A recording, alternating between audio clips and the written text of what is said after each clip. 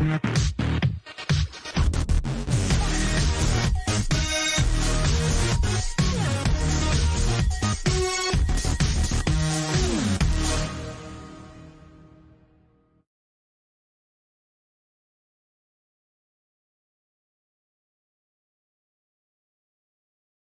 right, go. In 5, 4, 3. That's tomorrow, and that is it. Okay. In 5, 4, 3. That's tomorrow, and that is it for us today. And we will leave you with a. I can't do it. Okay. We'll do it live. Okay. No. We'll do it live. Fuck it. Do it live. I'll write it, and we'll do it live. Right. Fucking thing sucks.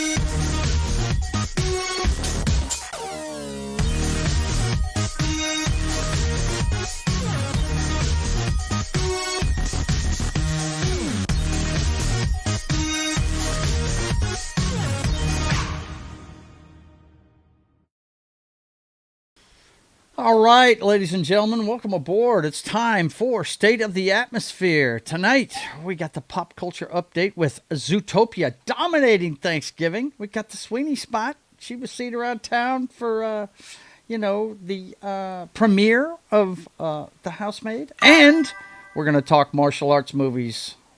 Discussion spawned by last week's show. So you guys, get your favorite beverage and kick back, because it's time for State of the Atmosphere.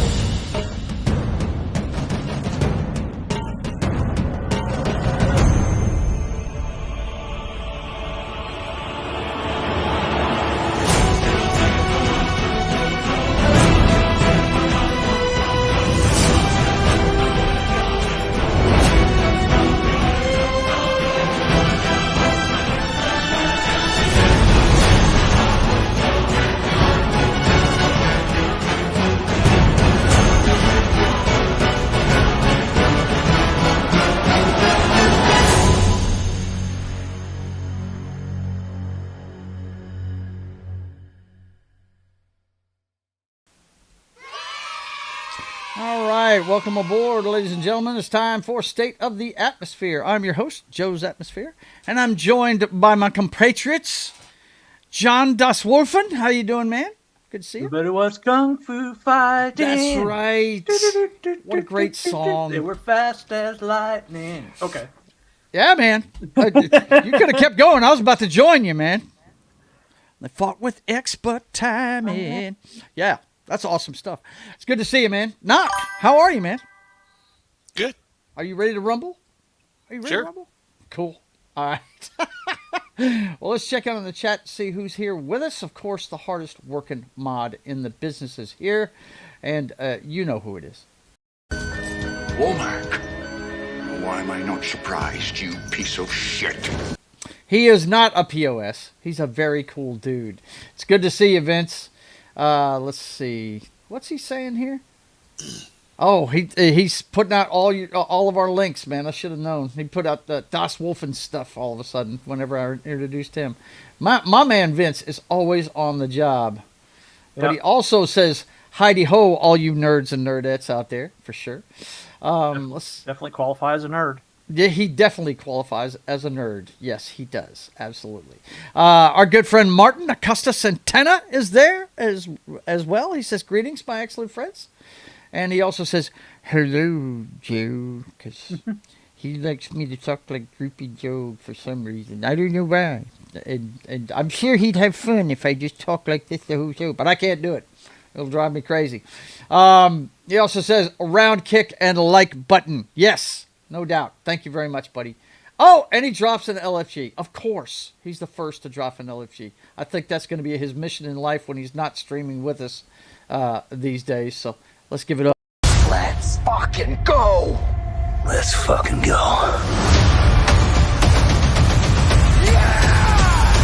All right. It's good to see you, man. Let's see who else is here. In the chat, anyway. I think that's it. I think that's everybody. Yes. Let's see, Martin says the all dancing, all singing Das Wolfen. Yes, he is.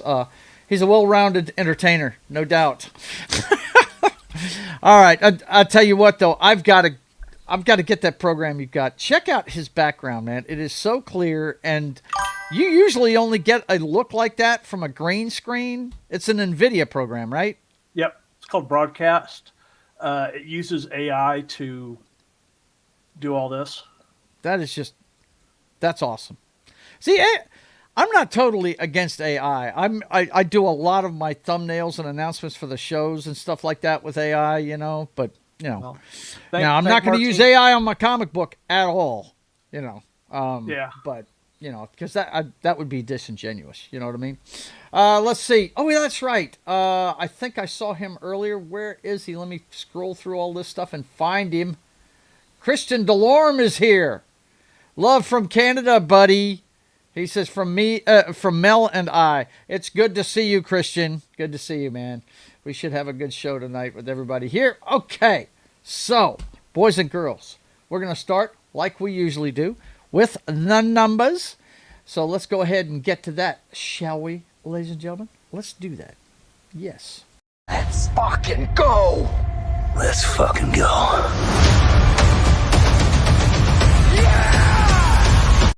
And as usual, I don't have it ready, but I will have it shortly. Guys, just hang on a second. I have all this time to get set up, and that is the one thing I always forget to do is bring up the numbers.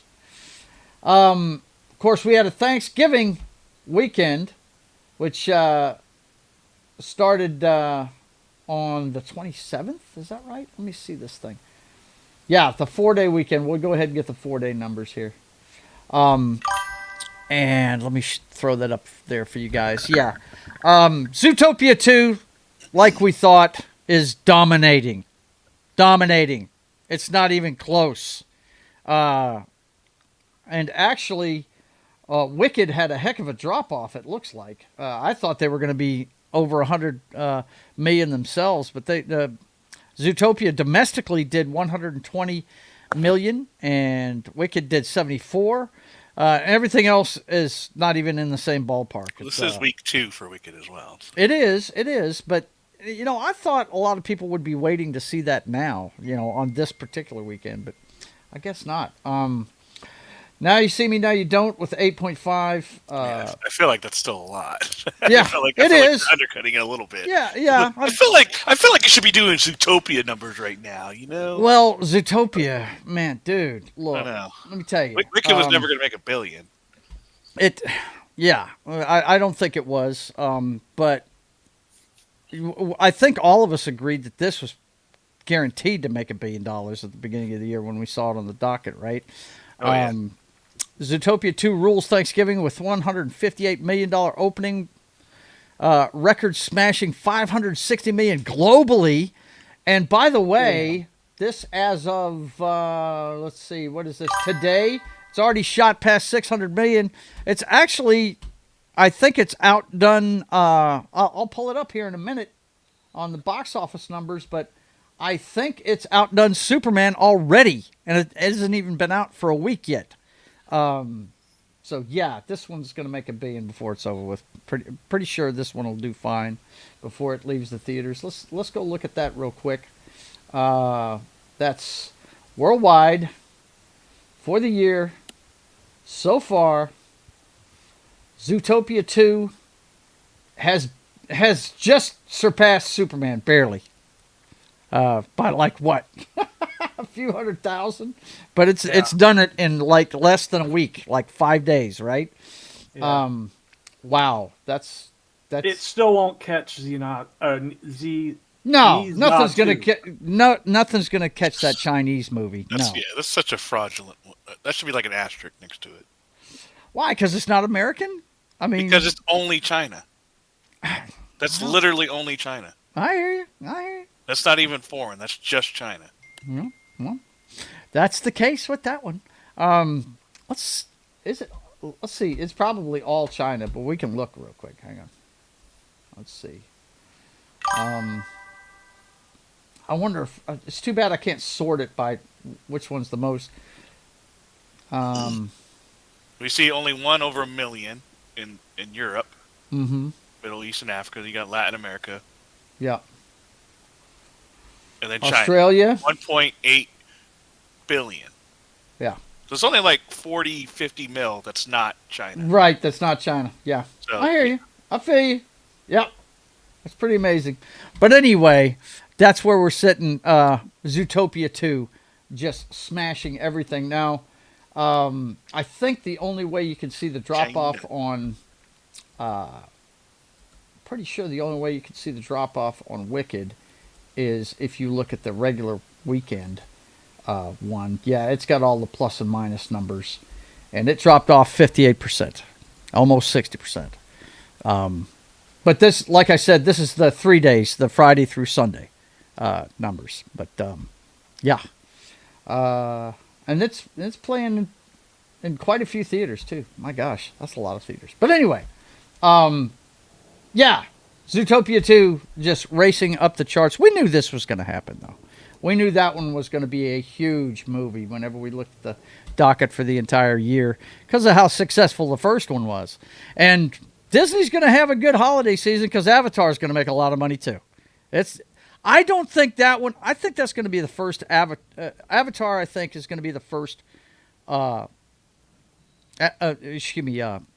and Ash, I believe, is going to be the first Avatar movie that doesn't make $2 billion. I don't think it's going to make it to $2 billion. You know what I mean? The first two. First one is. Either 1 or 2 with Endgame, right, is the most money-making movie of all time. Didn't they re-release it just so they could get that moniker back in the day, I think? The only place you can look it up right then and there. I believe there could be. Let's take a look here. Speak up, John. John? Can we hear you? John? Let's see. Nah, I'll have to look it up later. But I'm pretty sure they re-released it just to try and overtake Endgame. You know what I mean? Didn't Avatar Avatar did the same thing? That's yeah. That's what I'm saying. They kept re-releasing the movie. They both keep releasing. Let's see. I'm going to look it up real quick. Let's see. Highest box office. Yeah, I've got this running through so many. In history.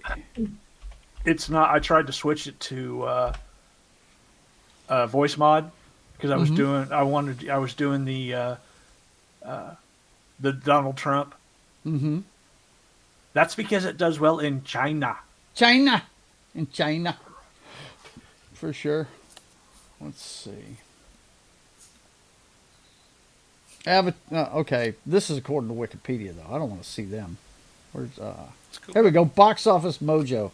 I was to say. Here we go. Well, I just don't know where to find it on there. I had to use a search engine because it does have an all-time thing on there. I didn't read it on there.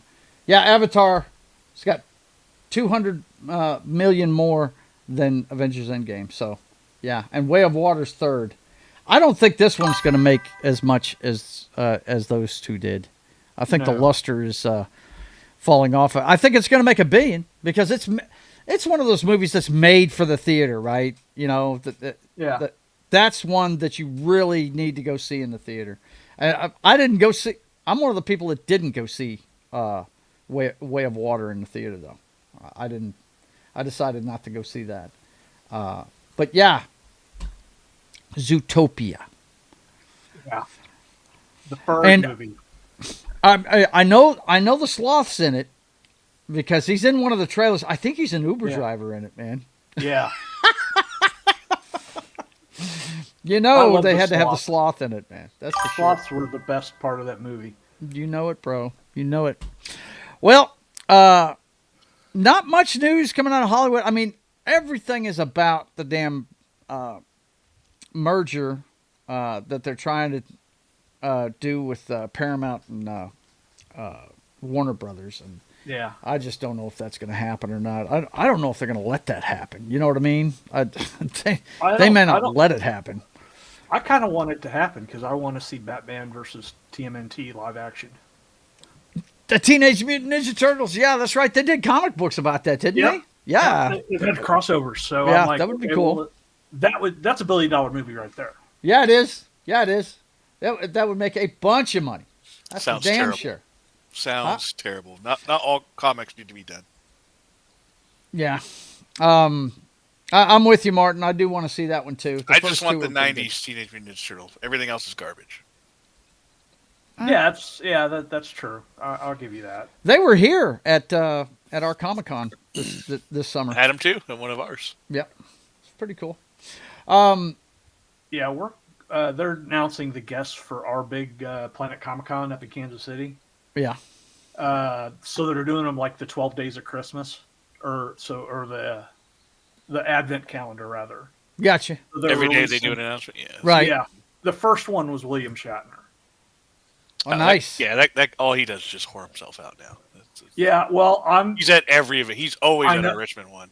I know it's going to be expensive, but I'm going to go ahead and get a photo op with him because he's not going to be around much He's longer. not going to be around much longer. Yeah. Yeah, I've He's thought not. about it. I'm just not a Star Trek guy. So I mean, You never have been, and I understand that. But those of us that are Star Trek freaks, if he came somewhere close to here, I'd probably go. like yeah. for me, it would have to be Mark Hamill, right? Like, Right, dude, that's your guy. Yes. This is a bag of nuts. But Yeah. I still would want to get a photograph with him Yeah. Yeah. and then never speak of him again. Yeah, all my favorite Star Wars actors are dead. Really? Yeah. Mine's not. My favorite one is still around and smoking as much dope as he can and having stupid ass interviews whenever they My interview favorite him Star for Wars movies. person. I can't wait to meet. He's got many years to live. Hopefully, Sam Witwer. Sam Witwer? Yeah. There you go. Well, I was talking just the main Star Wars movie. I'm talking Harrison Ford. You know who I'm talking Yeah. about. Yeah. Harrison, yeah. Does he? He doesn't really do cons, does he? That often? No, he doesn't. He doesn't. so- He's a recluse. Him, man.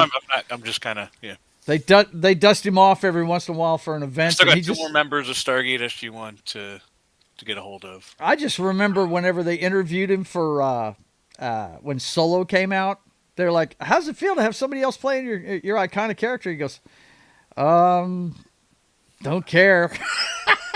You know, I was like, "Damn, dude, it was too funny." Good to see you, Keely Chow. He says, "Morning from Hong Kong. What you doing across on the other side of the planet, buddy? What's up?" It's good to see you, man. And he wants a different video. Yes, we got that one too. You know we do.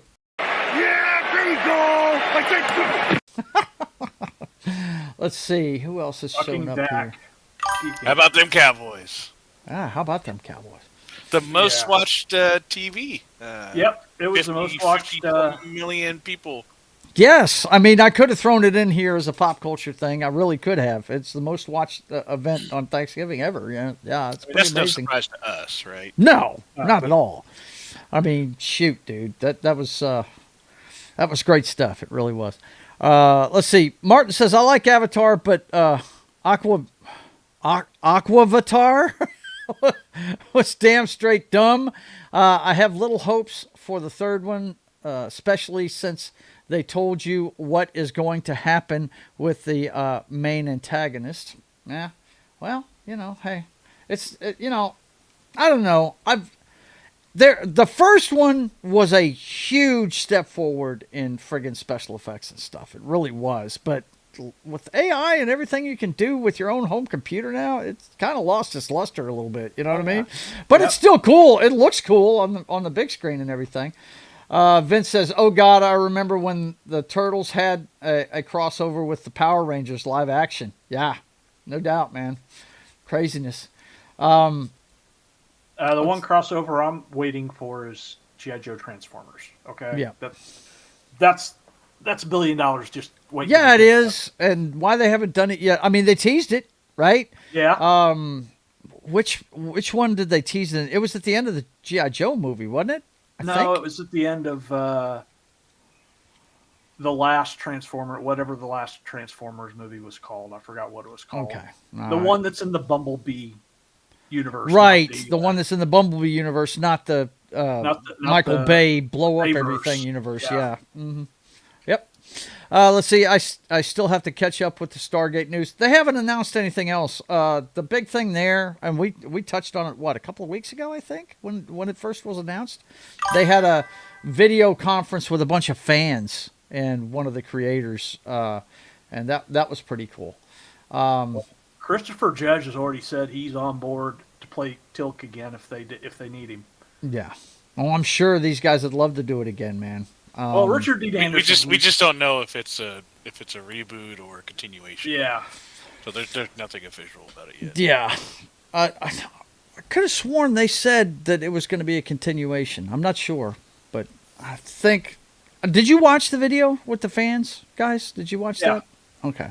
And they didn't say in that one. I thought they said something about that. I don't remember. But I've run the RPG. There's ways you can continue Stargate SG-1. Oh yeah. In when I ran the game, it was like 20 years after the Stargate program. The government had shut it down because of the money, and now they're being forced to reopen it because of what's happening. So. That sounds cool, man. It sounds cool. I didn't get into that universe. I love the movie, though. Yeah. I love the movie. So I'm happy that fans of something really cool that I've never experienced. I'm going to watch them eventually, but you know me. I'm so really busy. I can't fucking watch anything. Really good sci-fi. Yeah. Prime sci-fi. I told you, Dallas has he has the physical media of all of it. He's got everything. Atlantis, SG-1, all that shit. And I already mentioned it, like the amount you guys watch the Walking Dead, that's me with Stargate. Right. That's your put it on in the background to do something else thing. Yeah. That's it. Mine's Deep Space Nine. Really? Yeah. See, I love Deep Space Nine. That's my favorite Star Trek. I love Star Trek, man, but I just can't get past that first fucking Next Generation season. I just can't. Picard just gnaws at me, man. I can't stand that fool. Ugh. Yuck. Sisko is a much better captain. Yeah, I heard he's more like Kirk. He punched Q. There you go. Yeah. He punched an omnipotent being. That's awesome. Yep. All right, next up in the pop culture update, we've got Home Improvement star Zachary Ty Bryan arrested for the 6th time in 5 years. The actor's fiance, Johnny Faye Cartwright, was also arrested and is facing 5 charges. Look, man, this guy, he is in the news every other month. Yikes, man. I hate to see this, There's some child actors that make it and there's some that don't, and this guy has had trouble ever since he was on that show. So, yeah, I didn't know if you guys had seen this or not, but yikes, man. It's crazy. It's fake. Trump stole that from a Romulan senator. Good Lord, you guys are crazy, man. That's nuts. But anyway, did you guys watch The Tool Man? Oh yeah, I loved Home Improvement. It was great. This guy played the older son, and yeah. Okay, next up, and this is a show I'm gonna have to watch. This is another one I haven't gotten around to yet, but I think Knock's been watching it, and I don't know if you have, John, but it has gotten a 2nd season. Chad Powers, college football comedy from Glenn Powell and Michael Waldron, scores season 2 at Hulu. What do you think of that one, Knock? Are you looking forward to a second season of that? Yeah, I never finished. I watched it halfway through, and then I guess I kind of forgot about it. Mm-hmm. And then the whole season was done, and I just haven't gotten back to it yet. I'll get back. It's a short. It take me like 2 hours to finish. Are they half-hour shows? Or? Yeah, they're short episodes, and I think it's only like 6-8 episodes, so it's not a huge investment. Mm-hmm. But it's a good show. I like it. I like Glenn Powell in it. Mm-hmm. What he has to do, to keep the hijinks up and stuff like that. So it's pretty good. John, have you Keely? checked this one out? Oh yeah. I've been reading the chat, but Keely, he said Cisco got badass when he grew the goatee and shaved the head. Mm-hmm. Well, that's because he was Hawk in Spencer for Hire. Right. With oh God, what's that guy's name? He was on TV forever. Robert Urich. Robert Urich. That's it. Yeah. I was having a senior moment there. Yeah, but the thing is, that's the way Star Trek works. If you grow a beard, you're a badass. Right. Rocker didn't become a badass until he grew his beard. And in Star Trek lore, who was the first badass that grew the beard? Oh, that was Spock. Spock in the Mirror Universe, baby. You don't want to mess with that dude, man. Woo! That was cool as hell, man. But yeah, I'm gonna go ahead and check out Chad Powers, man. I like Glenn Powell. I hate that Running Man did bad for him, but really, that's another one of those movies that really didn't need a remake. Yeah. And people weren't feeling it, I haven't watched it. It's on my list, but my list is like ridiculously long. Yeah, so's mine, dude. I've got a huge list of stuff I want to watch. But don't forget, boys and girls, let's not forget this. And that goes for you too, audience. You need to watch the first season of Fallout this week, because we're going to be reviewing the whole first season next week in preparation for the big Fallout premiere on Wednesday, the 17th. So, yeah. John, we need you to watch the episodes the day of. I'm going to try. I'm going to do everything in my power to do it. I know it. But even if I got to we can't wait a week to talk about those things. Even if I got to stay up till 2 a.m. when they release it and watch it then. You shouldn't have to do that. You shouldn't have to do that. Just get up early. Yeah. Just get up early. Yeah. Just get up early that one day a week. That's all you got to do. All right, boys and girls, that is about all the pop culture stuff I found this week, man. That was it. There's just nothing going on besides the movie releases. You know what I mean? It really isn't. Okie dokie. Huh? Okie dokie. Okie dokie? What do you mean? Fallout, bro. It's going. Oh, okay. It's going out over my head, man. Shit. Someone needs to rewatch Fallout. Yeah, I do. Yep. I told you I've got to do it. I don't have Amazon Prime, so that's not going to happen. Vince, sail the high seas, my friend. Sail the high seas. We don't condone that here. That's not the. We don't condone that at all, but we know it's a thing. Wink, wink, wink. But anyway, do or do not. There is no try. Damn it. Okay, so we're going to check in on the girlfriend of the show early tonight. I know that's really just going to bug the hell out of everybody here. I'm sure it's just going to drive you crazy that we have to check out Sydney Sweeney so early. At least I'm going to try anyway. How do you want me to handle the Sydney issue? The Sydney issue? Well, we should have a consensus on how the White House is going to handle it. Well, I certainly hope the Sydney issue refers in some way to a problem that we're having with Australia, because if it's anything other than that, Mr. President, Ms. Sweeney, see you. Have her come in, please. I am finished here. Yes, sir. There is no Sydney issue.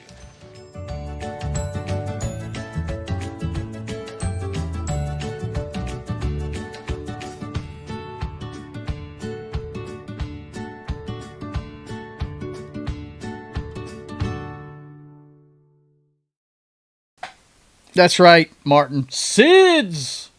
That's right. What's Keely Shaw saying? Hello, nurse! Oh, my God. Now it's getting crazy in the chat. Now it's getting... Oh, my God. Really? Take it easy. Take it easy, buddy. Have we got ducks? Yeah, we got ducks. We have got ducks. We've achieved ducks.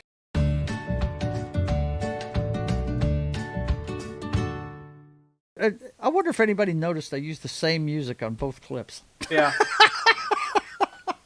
I'm wondering if it's legal to duck in Hong Kong. Did you check with your local laws? Right? You may be in trouble, bro. I don't know. Wait a minute. He said Hong Kong, right? Is that China? Yeah, it's Okay. it used to be independent when it was it was British, and then they gave them their independence, and then now it's part of Hong Kong or part of China. Gotcha. Okay. Got exception. I know he'd be okay in Japan because those guys are a bunch of freaks. The Yeah. Japanese are a bunch of freaks, man. They really are. Kind of scary what they put in vending machines there. You buy used panties. That's what I was taught. I didn't want to bring it up or say it, but I was just sorry. leaving that way. It's fine. You go ahead. You understand why I'm bringing this stuff up? Oh yeah, I do. Because I know. I probably ought to explain to the audience I'm on some medication, Yes. so I'm a little. He had a little nerve problem earlier today, and he's feeling it from the good stuff. Let's see. Martin says, "Well, they eat a lot of duck there, so yeah, right." In China, yeah. So feeding the ducks is a thing there, I guess. I don't know, but anyway, first up, and it's most of this tonight. Double blonde bombshell trouble. Sydney Sweeney and Amanda Seyfried. They're at the premiere of Housemaid this weekend. So yeah, a lot of pictures of those two are all over the net. And You want to scroll back up a little bit? There we go. No, go back down. this one, Yeah, what? She's on a kayak or something there. I don't know yeah. what She's doing. paddleboarding. Yeah. Yep. She's a hottie. She can't help herself. But also, we had this picture from Variety. Yeah. She's got some assets there. Yes, absolutely. How could anybody look at that and say that's mid? Right? Who is calling that mid? That's kind of strange, don't you think? Oh yeah. Sydney and Amanda together. How the fabric of the universe can withstand that? How can it withstand that? Yeah, I mean, woof. That's two good-looking girls, no doubt. And then you've got this interview. Let me go ahead and share that somewhere where we can get sound. Let me see. I'm going to have to move that to I forgot I had this interview in here. Hang on a second. Let me pop this up here so you guys can watch it and hear the sound on it. But I'm sure you don't mind the look right there Oh no. for the time being. Hang on. I have to share it a different way to get sound where we're not bouncing off the walls here. Let's see. Okay. So I will pop over here and switch it out and then get it to where we can actually see it and then let her rip. Let's see. Is the sound on? Yes. Okay. Here you And go. Amanda Seyfried's characters, there's a lot of tension between you two. How did you two develop that chemistry? Did you intentionally avoid each other in between takes? No, Amanda and I became sisters. She is like the bestest friend ever. We have so much fun together. And I actually think that when you have a scene partner, an actor that you can have fun with and you feel safe with and free, it actually makes those kind of scenes even better because you feel safe and free to go crazy, explore new things, and you're not going to feel judged. Amazing. Thank you. And Amanda Seyfried's characters, there's a lot of tension between you two. Yeah, so there you go. They made a night of it, and it's also, we'll have it in our Instagram report on her too. So, the next thing I've got for you is Euphoria sets season 3 premiere date as Sam Levinson teases where characters will end up. Casey and Nate do, in fact, get married. Wow. Interesting. I have no idea who that is, nor do I ever plan on watching the show. Yeah, look, I watched 2 episodes of this, and, well, actually, I didn't get past the first episode of it. It just, it didn't look like my kind of thing. I'm not the target audience for that. No. But there are clips from this show that I've seen all over the internet. Yeah. So, but apparently Euphoria fans have been waiting years, and now their prayers have been answered. Season 3 is set to hit HBO in April. So There you go. That's we're going to have to wait till April to see it this time around to see the assets of Miss Sweeney. I'm sure. I think we reported not too long ago that she's going to be doing OnlyFans on this season or something like that. I believe something like that. It's crazy, man. This show. OnlyFans? Yeah. Yeah, her character's going to be doing OnlyFans on it. Her character, okay. Not her. No. I don't think that chick would ever do that. I don't think. I mean, yeah, that's something really she could, but she didn't need. She could, yeah, but I don't see anything that would send her in that direction right now in her life. Would you calm down, bro? He's doing it again. Calm down. Look, dude. I mean, we're trying to have a show here.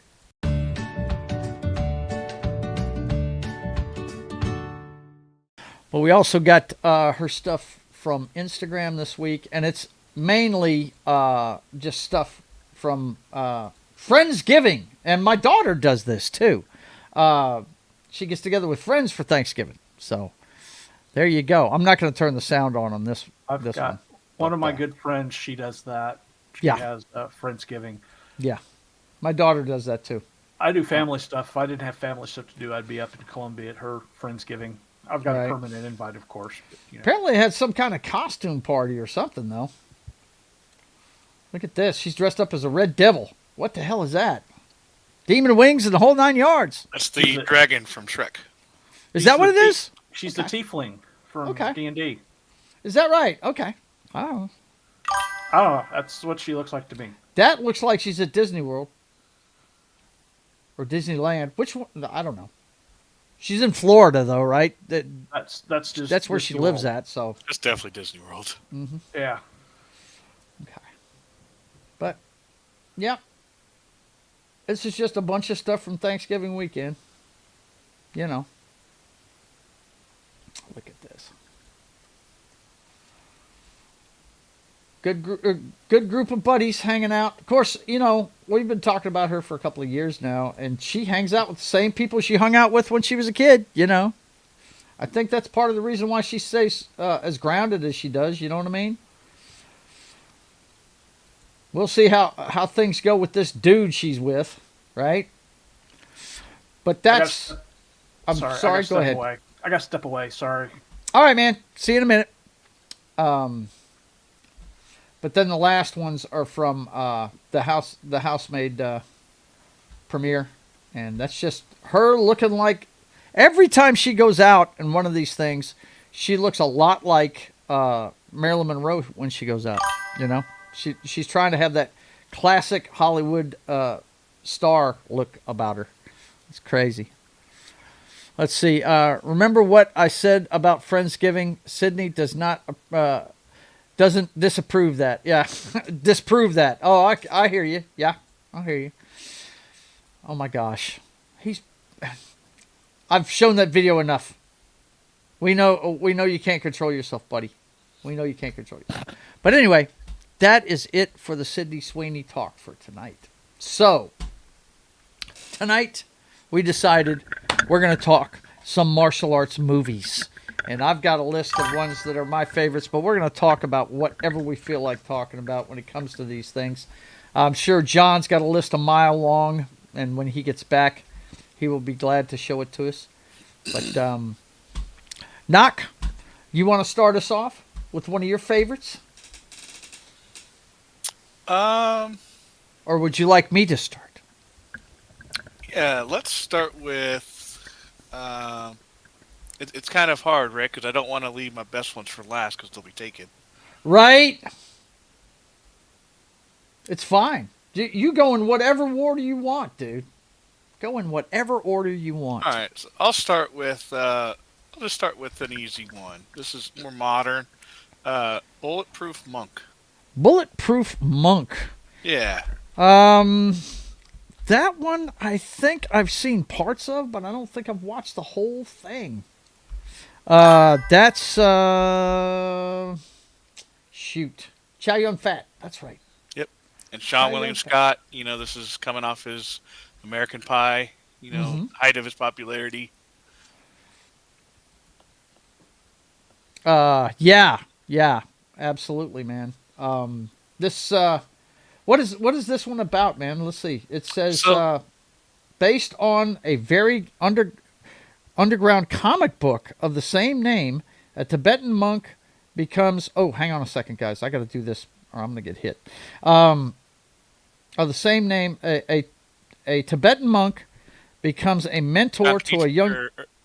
Sorry, could you take off Martin's I'm sorry. Message there? Yeah, absolutely. Becomes a mentor to a young street punk and tries teaching him how to protect the scroll of ultimate power from a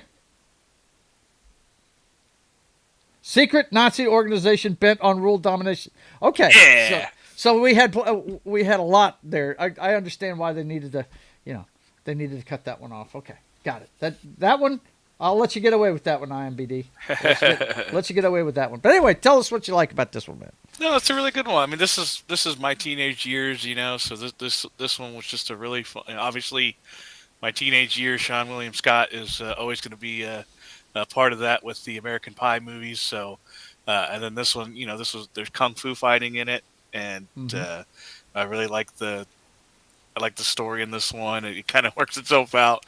How he finds them is pretty funny. I'm not going to give it away. I think you should this is a good popcorn movie. Oh, dude, yeah. I will definitely check it out. I'm not radically opposed to it. It's just one that slipped through the cracks on me, man. That's all. Like I said, I've seen certain parts of it, but I haven't seen the whole movie. And I do like that kid. What's his name again? From American Pie? Sean William Scott? Yeah, okay. I do like him. I haven't seen much that he's in that I didn't like, man. I think he's cool.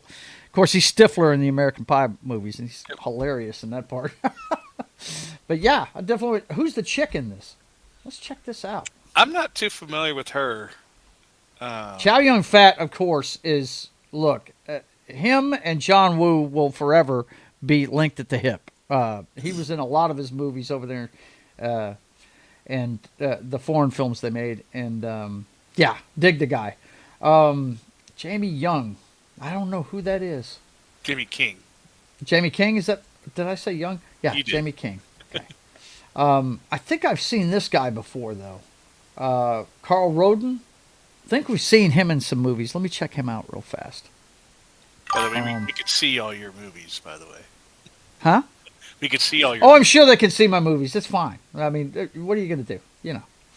But... yeah, Rock and Rolla, Hellboy. I knew I had seen this guy before. Yeah, The Bourne Supremacy. Yeah, he's never a lead actor, but he's a really good character actor, man. Yeah, that guy always plays a bad guy in everything he's in. He's good. And I take it he's the bad guy in this one too.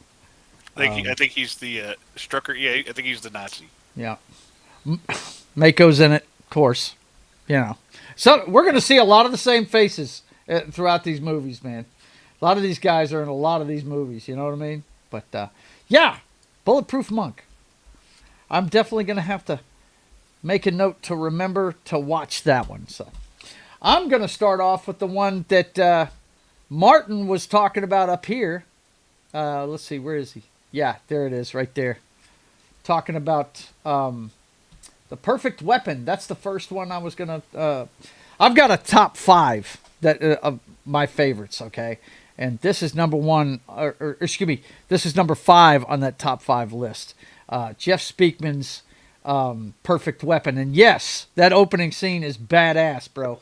I want to say he practices Kempo. I'm not quite sure what martial art it is. I can look it up here in a second. John, if you would, look up which one that Jeff Speakman practices. I think it's Kempo. I'm not sure. And you have muted yourself again, sir. But it's okay. He will come back around here soon. He will endeavor to persevere. Endeavor to persevere, no doubt. But yeah, this is not a major motion picture. I mean, it had a major motion picture release. An expert in Kempo, there it is right there. Yeah, karate avenges his Koreatown friend slain by a mobster in Los Angeles, and I don't think you're going to see a lot of people that you know in this cast. Mako. John Dye's been... Yeah, he was in the last one we just talked about. I said Hong. A lot of people are going to be repeats in the casting of these things. But Jeff Speakman, he had a very short career, but he's a really good martial artist. Mako's in it. James Hong, who is a perennial in these movies. Of course, anytime somebody brings him up, you always think of Big Pan. Trouble in Little China. Lo Pan. Yeah, Lo Pan. Who is this coming in hot? It's Fuck Headquarters 2005. No, it's not. It is somebody we all know his name, and we always have to tell you what it is if you've never been here before.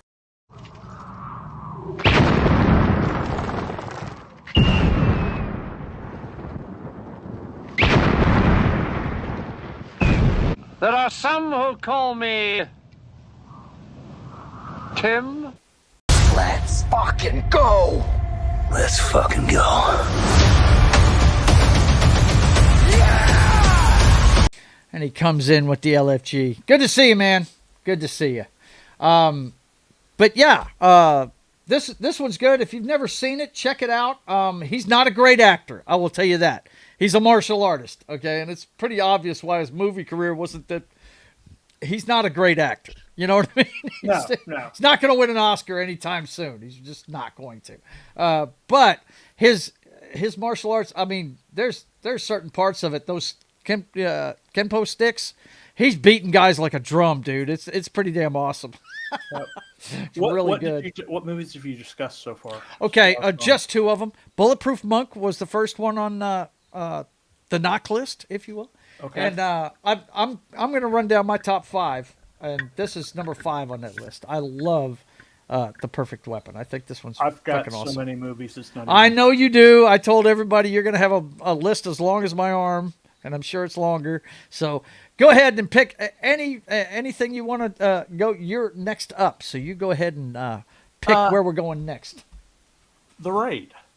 The Raid. Good stuff, dude. Yeah. My daughter turned me on to that one.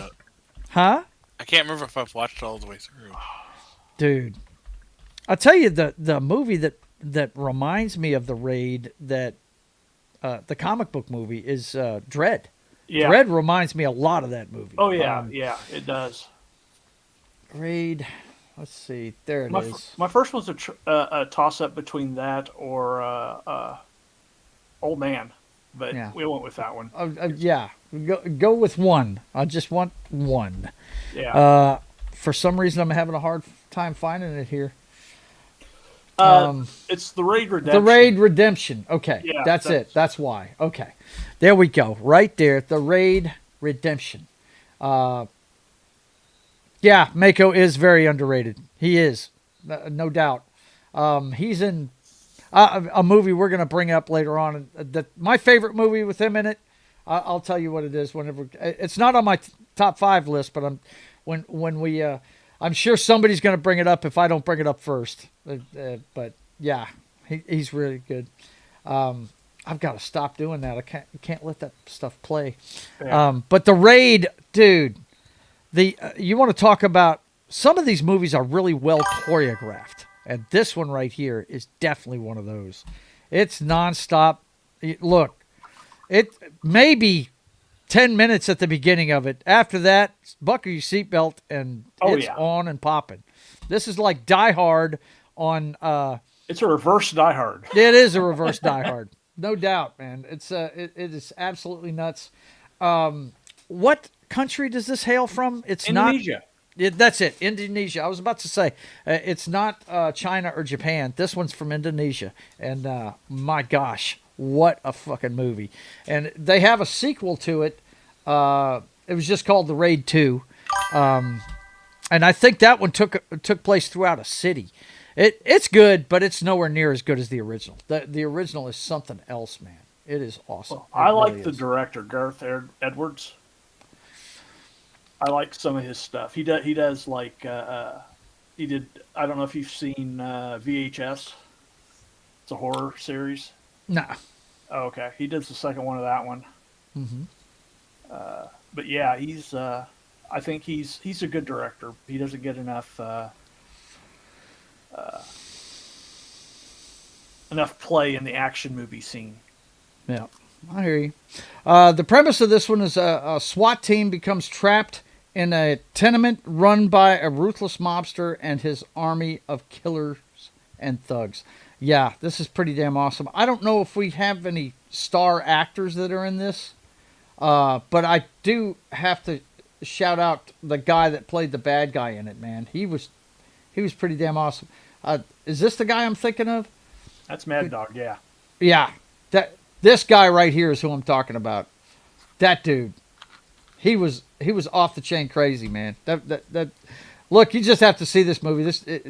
There's no two ways around it. You'd have to know what we're talking about. Imagine, it's a lot like Dredd. Like I said, if you've seen Dredd, think of that movie without the drug-induced stuff in it, and a whole lot of fucking well-choreographed fight scenes, man. It is really freaking cool. Yeah. It is something else. I'm seeing everybody's putting their names in here for different stuff that they like. Guess what? I've seen at least 2 that are on my list already. So, and we will be talking about them. I've seen a few on mine. Yeah, I'm sure. Yeah, absolutely. Let's see. E. Clay Thomas is here. What's going on, man? It's good to see you. Knock, you're next up, man. Whenever you're ready. I mean, Vincent already put it in there, so let's do that one next. Bloodsport. Bloodsport. Okay. We're getting into the Jean-Claude Van Damme. Now, I put him, what's funny is I put Jean-Claude on the thumbnail, but I'm not a big fan. He's only made, this is one of the ones that I do like that he made. I can't remember. Is that one word or 2? I don't remember. Bloodsport's Yeah, it's one word. Okay. Yep. Bloodsport. This is one of the few that he made that I like. I'm not a big fan of his. Huh? The year I was born. The year you were born. This came out the year you were born? Yep. Yep. He's a youngster. You didn't know that? Yeah. I knew he was young, but yeah, that makes sense because that's the year I graduated. You're both youngsters. I had already done my military service, and I was in my last year in the National Guard. My first year bartending. But yeah, at least I can say I've seen this in the theater. So yeah, I did too. Loosely based on the life of Frank Dukes, and specifically the Kumite. Bloodsport follows Frank Dukes, an American martial artist serving in the military, who decides to leave the army to compete in a martial arts tournament in Hong Kong, where he fights. Do you guys even edit this stuff? To be the death can occur. What? Where fights to the death can occur. Okay. See, they just totally screwed me up with that. Okay. It's called the Kumite, and it's an underground fight tournament. It's a real thing. It is a real thing. This is, like I said, it's loosely based on true events. But this, I don't know. I enjoyed this movie. It was kind of like the Karate Kid version of what probably goes on at this thing. And of course, you see Bolo there. The guy, Bolo Young. The bad guy in this is huge. And he's going to show up in a few others too. Like I said. Yeah. Donald Gibb is in this. Nerds! If you don't know who that is, that's the guy in the Nerds meme. Leah Aries, who I didn't see in a lot of movies, but she's pretty, man. I always thought she was really pretty. Of course, Norman Burton, who was in a bunch of these movies back then, he's usually playing a cop or a government agent or something. Yeah. And then you have Forrest Whitaker was in this. Yes. He was one of the guys trying to track him down and bring him back to the States, right? Yep. Yeah. Him and the other guy there.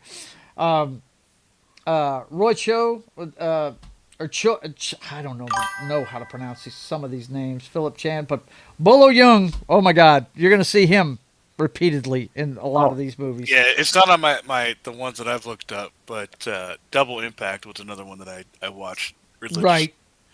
With right in it as well, and yeah, it literally. So I was this was when I was younger, so it made me wonder if Jean-Claude Van Damme had a twin. Like I was genuinely confused. This is pre-internet, people, so I was very confused. I was like, does he actually have a twin in real life? That's how great the special effects were back then. Yeah, right. Vince says not Frank Dukes is a complete fraud. Now I've heard that, and I really don't. I can't speak to it. I don't know anything about this guy's history. I know they put a bunch of stats up at the end of that movie saying how well he did in those Kumite fights. But let's see. Killy Chow says, speaking of guys in the military who know martial arts, if there is one thing Under Siege has taught me is that you never underestimate the cook. Yeah, right? Yeah, absolutely. Yeah. But yeah, I mean, it's been known for a while that this movie's overblown. That's for sure. You know, but it's a great movie. I think it's awesome. I think it's got heart. I think that it's like I said, I'm not a Jean-Claude Van Damme fan. I mean, way too many splits in his movies. I mean, he's got to do the splits in every fucking flick, man. Contract. I think that movie is what really got me into Dragon Ball Z. I've just always liked the tournament style. Right. Tournament style in general, anything tournament style. And then couple that with fighting in a ring. I think it's just general fighting, not. I don't care for boxing. UFC is kind of better, but yeah, just straight up karate. Yeah, I got you. I have a friend of mine that does jiu-jitsu, and he competes all over the place. And he's only I think he's your age, John. He's in his mid-50s, and he still competes. You know, he's always putting up stuff on Facebook. I love Tommy. Shout out to Tommy Tippin. He's been on this channel. If you checked out some of my video game streams when I first started streaming a few years back, he used to be on here giving me shit all the time. But these tournaments can be really cool, man. You really get to see guys that really get dedicated to this stuff, man. And most of these guys that are in these movies, Jean-Claude Van Damme, for instance. And these guys talk a lot of shit about each other. Some of them that don't like each other. I'm a big Steven Seagal fan. At least I was. Now, he's pretty much let himself go. But when he first came on the scene, I was a big fan of Steven Seagal. And he came... Two things I always remember from being on the talk show circuit, specifically the one that, what's Eddie Murphy's buddy that had the show? Arsenio Hall. Look up his interview with Steven Seagal. It's very interesting. For instance, he said that Arsenio said to him, "You've got some rather interesting insights on the AIDS epidemic and where it came from. I was wondering if you could touch on that." He was like, "Well, I'm not going to say anything really detailed, but I will just tell people, look at who it's targeting. That's all I'm going to say about it." You know? And it just made it sound like it was a man-made thing that they had released on the population, man. It really did. It was like, whoa, Steve, what are you doing, man? You know? But, you know, people... There was a war between him and Van Damme. You know, friggin' during the same interview, Arsenio said something about him being a champion or something. He goes, "What's he a champion of? Show me what he's a champion of." I mean, you know, he really didn't have anything nice to say about Jean-Claude Van Damme at all. I think if you take Jean-Claude Van Damme in his prime, and Seagal in his prime, Van Damme would kick his ass. Yeah, because a lot of his moves and stuff are edited camera tricks, and that's what I hated about Steven Seagal. The cuts in the fight. Yeah. Well, I mean, all Jean-Claude would have to do is just do the splits and kick him. And kick him in the punch him in the nuts like he did Bolo in this movie. He should have been Johnny. He should have been Johnny. Well, that's who Johnny Cage is. He was supposed to be Johnny Cage. Johnny Cage was supposed to be. Jean-Claude Van Damme was supposed to be in that video game. Of course, Jed has talked about this on this channel before. Yeah. And, he was supposed to be in the video game as himself.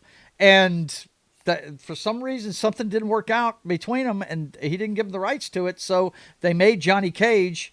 They just made him look different. They didn't change any of the freaking animations or anything. He's got all the same moves and shit. Still using the motion capture from Jean-Claude. So. Exactly. Yeah, that's it. Something went wrong with the licensing or whatever. The money side of it, I'm sure.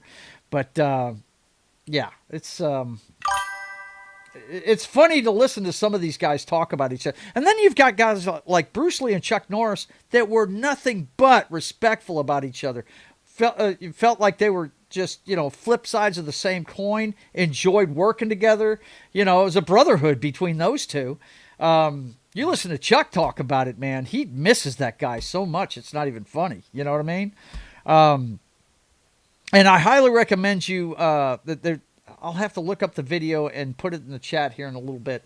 But there's a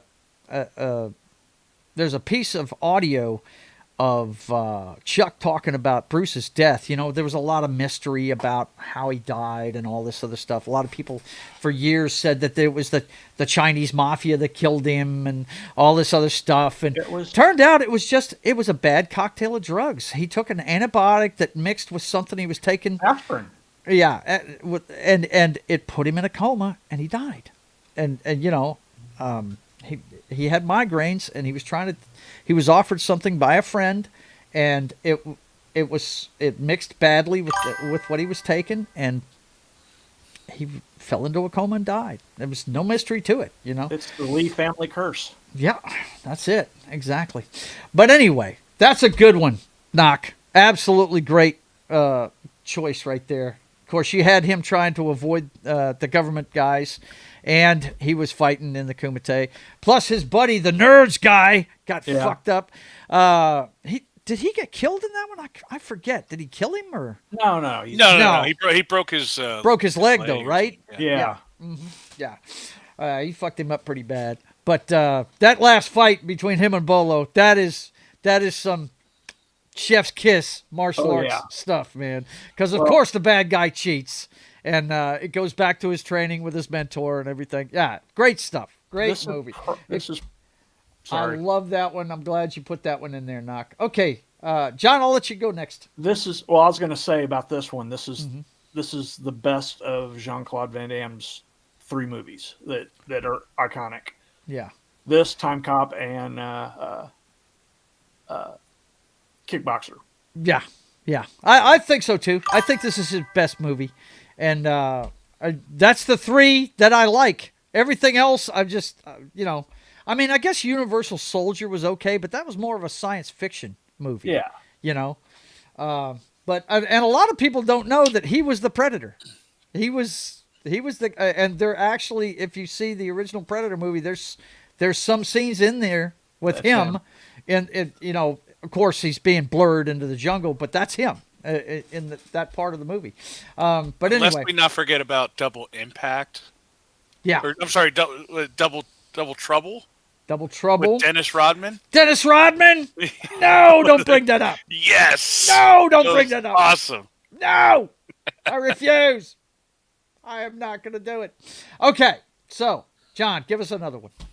Well, let me give a little preface here. Okay. Okay, good.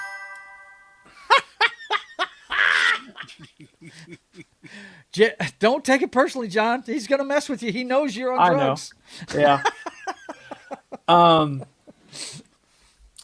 This movie I'm going to mention is the best of the Shaw Brothers. The Shaw Brothers movies are the core of Hong Kong action cinema. Okay. They made dozens of them. Mm-hmm. But the best one is a movie called The 36 Chambers of Shaolin. The 36 Chambers of Shaolin. I like the title. That's for sure. Yeah. Let's see. Chambers of Shaolin. I got it here. 1978. Okay. Yep, that's it. There you go. It's considered by a lot of people a cinematic masterpiece. Mm-hmm. Okay. And hey, Knock, it fits in your 2-hour limit. There you go. Yeah, It's an hour. 1 hour and 56 minutes. A lot of these movies are short. I mean, they yeah, are. I was going to say, yeah, a lot of these are less than 2 hours. Yeah, a lot of them are. Yeah, no doubt. But the premise says a school student who conspires with his teacher and others to overthrow the Qin. Am I pronouncing that right? Qin? I'm not sure. Dynasty sees his family slaughtered at the hands of his enemies. He joins the Shaolin Temple and rigorously studies martial arts to avenge his beloved ones. Very nice. Okay. Yeah, it's your typical revenge story, but yeah, it's Just tell me this: done. are there 36 chambers that he has to fight through, or is that title misleading? The title's misleading. Okay, all right. So it's more like 3 chambers. So it could have been called the 3 chambers. Let's see if we know anybody that's in here, though. Do we know any of them? Probably not. These are a lot of these. You have to watch a lot of Shaw Brothers movies to know these people because a lot of them repeat. Yeah, they show up in the others. Shaw Brothers, you should check them out. Shaw Brother movies they're always fun to watch if you like the typical martial art, from the 70s, because that was really the golden age. Mm-hmm. The 60s and 70s. Yes, it was. The golden age of martial art movies coming out of China. Bruce Lee, or Hong Kong. when Enter the Dragon made him a star here in the States, he had already been making a bunch of movies over in China. Yeah. And this was a large market before the Americans were even aware of it, But yeah, it's really good stuff, man. Well, they had something called Hong Kong Action Theater, or something like that, on KC5. It's a channel in Kansas City that I used to watch as a kid because it's the same one that had Monster Week and had Godzilla movies on the weekends and stuff. Yeah. They had a martial arts movie on Saturday afternoon, every Saturday, and a lot of them were Shaw Brother movies. Yeah. Yep. Look, there's so much cool stuff. They used to have I think it was Saturday mornings. I used to watch a lot of samurai movies that were on. That's when they showed them a lot. Yeah. It's funny. I just want to go backtrack a little bit because we talked about Bulletproof Monk. In that movie, Sean William Scott's character is he works or is I guess his guardian, whoever owns a theater, and that's what they put on is karate movies nonstop. Right. And so that's how he practices karate. Is he's watching the karate movies. Wow. And just copying what they're doing. That's that's kind of funny. Yeah, that's cool, man. That's cool. All right, the next one I'm going to bring up. Thanks for that, John. The next one I'm going to bring up, even though Bruce Lee's my favorite martial artist of all time, but I actually have 2 Jet Li movies on my top 5 list. And at number 4, Romeo Must Die comes in at number 4 for my list. I love this movie. It's kind of funny.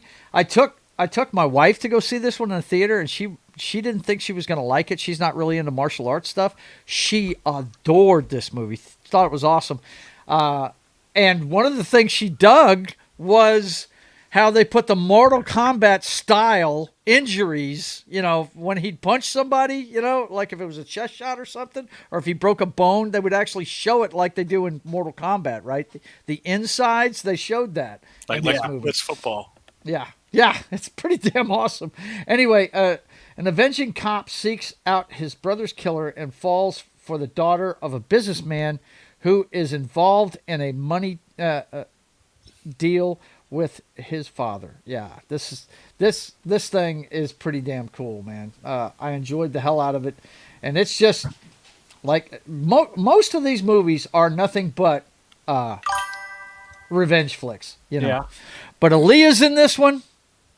God love her. She was gorgeous. She's the one that was in the plane crash, right? Yeah. Yes. This is one of the. She was definitely up and coming. Yeah, she was. When Queen of the Damned came out, her star was really on the rise, and this was made a few years before that. And Yeah, it's good stuff. Russell Wong, you're going to see him a lot of these. Isaac Washington's a good actor too. Yeah, You've seen Isaiah him in a Washington. bunch of stuff. Yeah. Yeah, I'm friends with him on Twitter. Are you? X, No yeah. kidding. Yeah. Not like John Cena friends, right? No. Because like John John Cena follows follows everybody. Isaiah Washington does it. Let's just say he's on the right side of things. I got Not you. the right, but the right. The right side. I got Yeah. you. Yes. Delroy Lindo. I love this guy. I do He's in a too. bunch of stuff, man. You've seen him several times. He's in your other one too. Yep. Absolutely, man. My favorite movie of his is probably Congo. Mm-hmm. Where he plays the warlord. That's just Yep. The Sesame Look Cake who's scene. in this as a young man. Anthony Anderson. Oh yeah. Hey, this back when he was a stand-up comedian, I think. Yeah. And he was doing that stuff. But yeah. DMX. DMX, right? But yeah, great movie. If you've never seen this one and you're a Jet Li fan, you need to watch it. Romeo Must Die. It's one of the first ones that he made in America. I didn't even know who Jet Li was. I think this. I can't remember if I'll have to look it up real quick and see if he had actually been in Lethal Weapon 3 yet. Was it 3 that he was in, or was it 4? I don't remember. Let's see. I'll look it up real fast. Romeo Must Die. Hell, I'll just hit his filmography real quick. It won't take that long for me to do. But anyway, Knock, hit us up with your next one, man. The next one I'll bring up, and we've actually talked about this one a little bit before, just because of who's in it. The Forbidden Kingdom. The Forbidden Kingdom. Okay, I'll go ahead and pull that one up. I don't even see the damn Lethal Weapon. Oh, Lethal Weapon 4. Okay, it was after Romeo Must Die. Yeah, just after they made those movies. He released those movies back to back. Okay, give me that name again, Knock. What you got for me? The Forbidden Kingdom. The Forbidden Kingdom.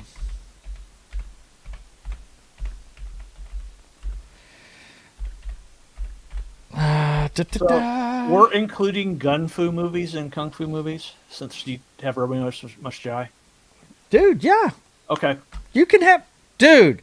If somebody does not put a John Woo movie on here somewhere, I've there's got something one. wrong.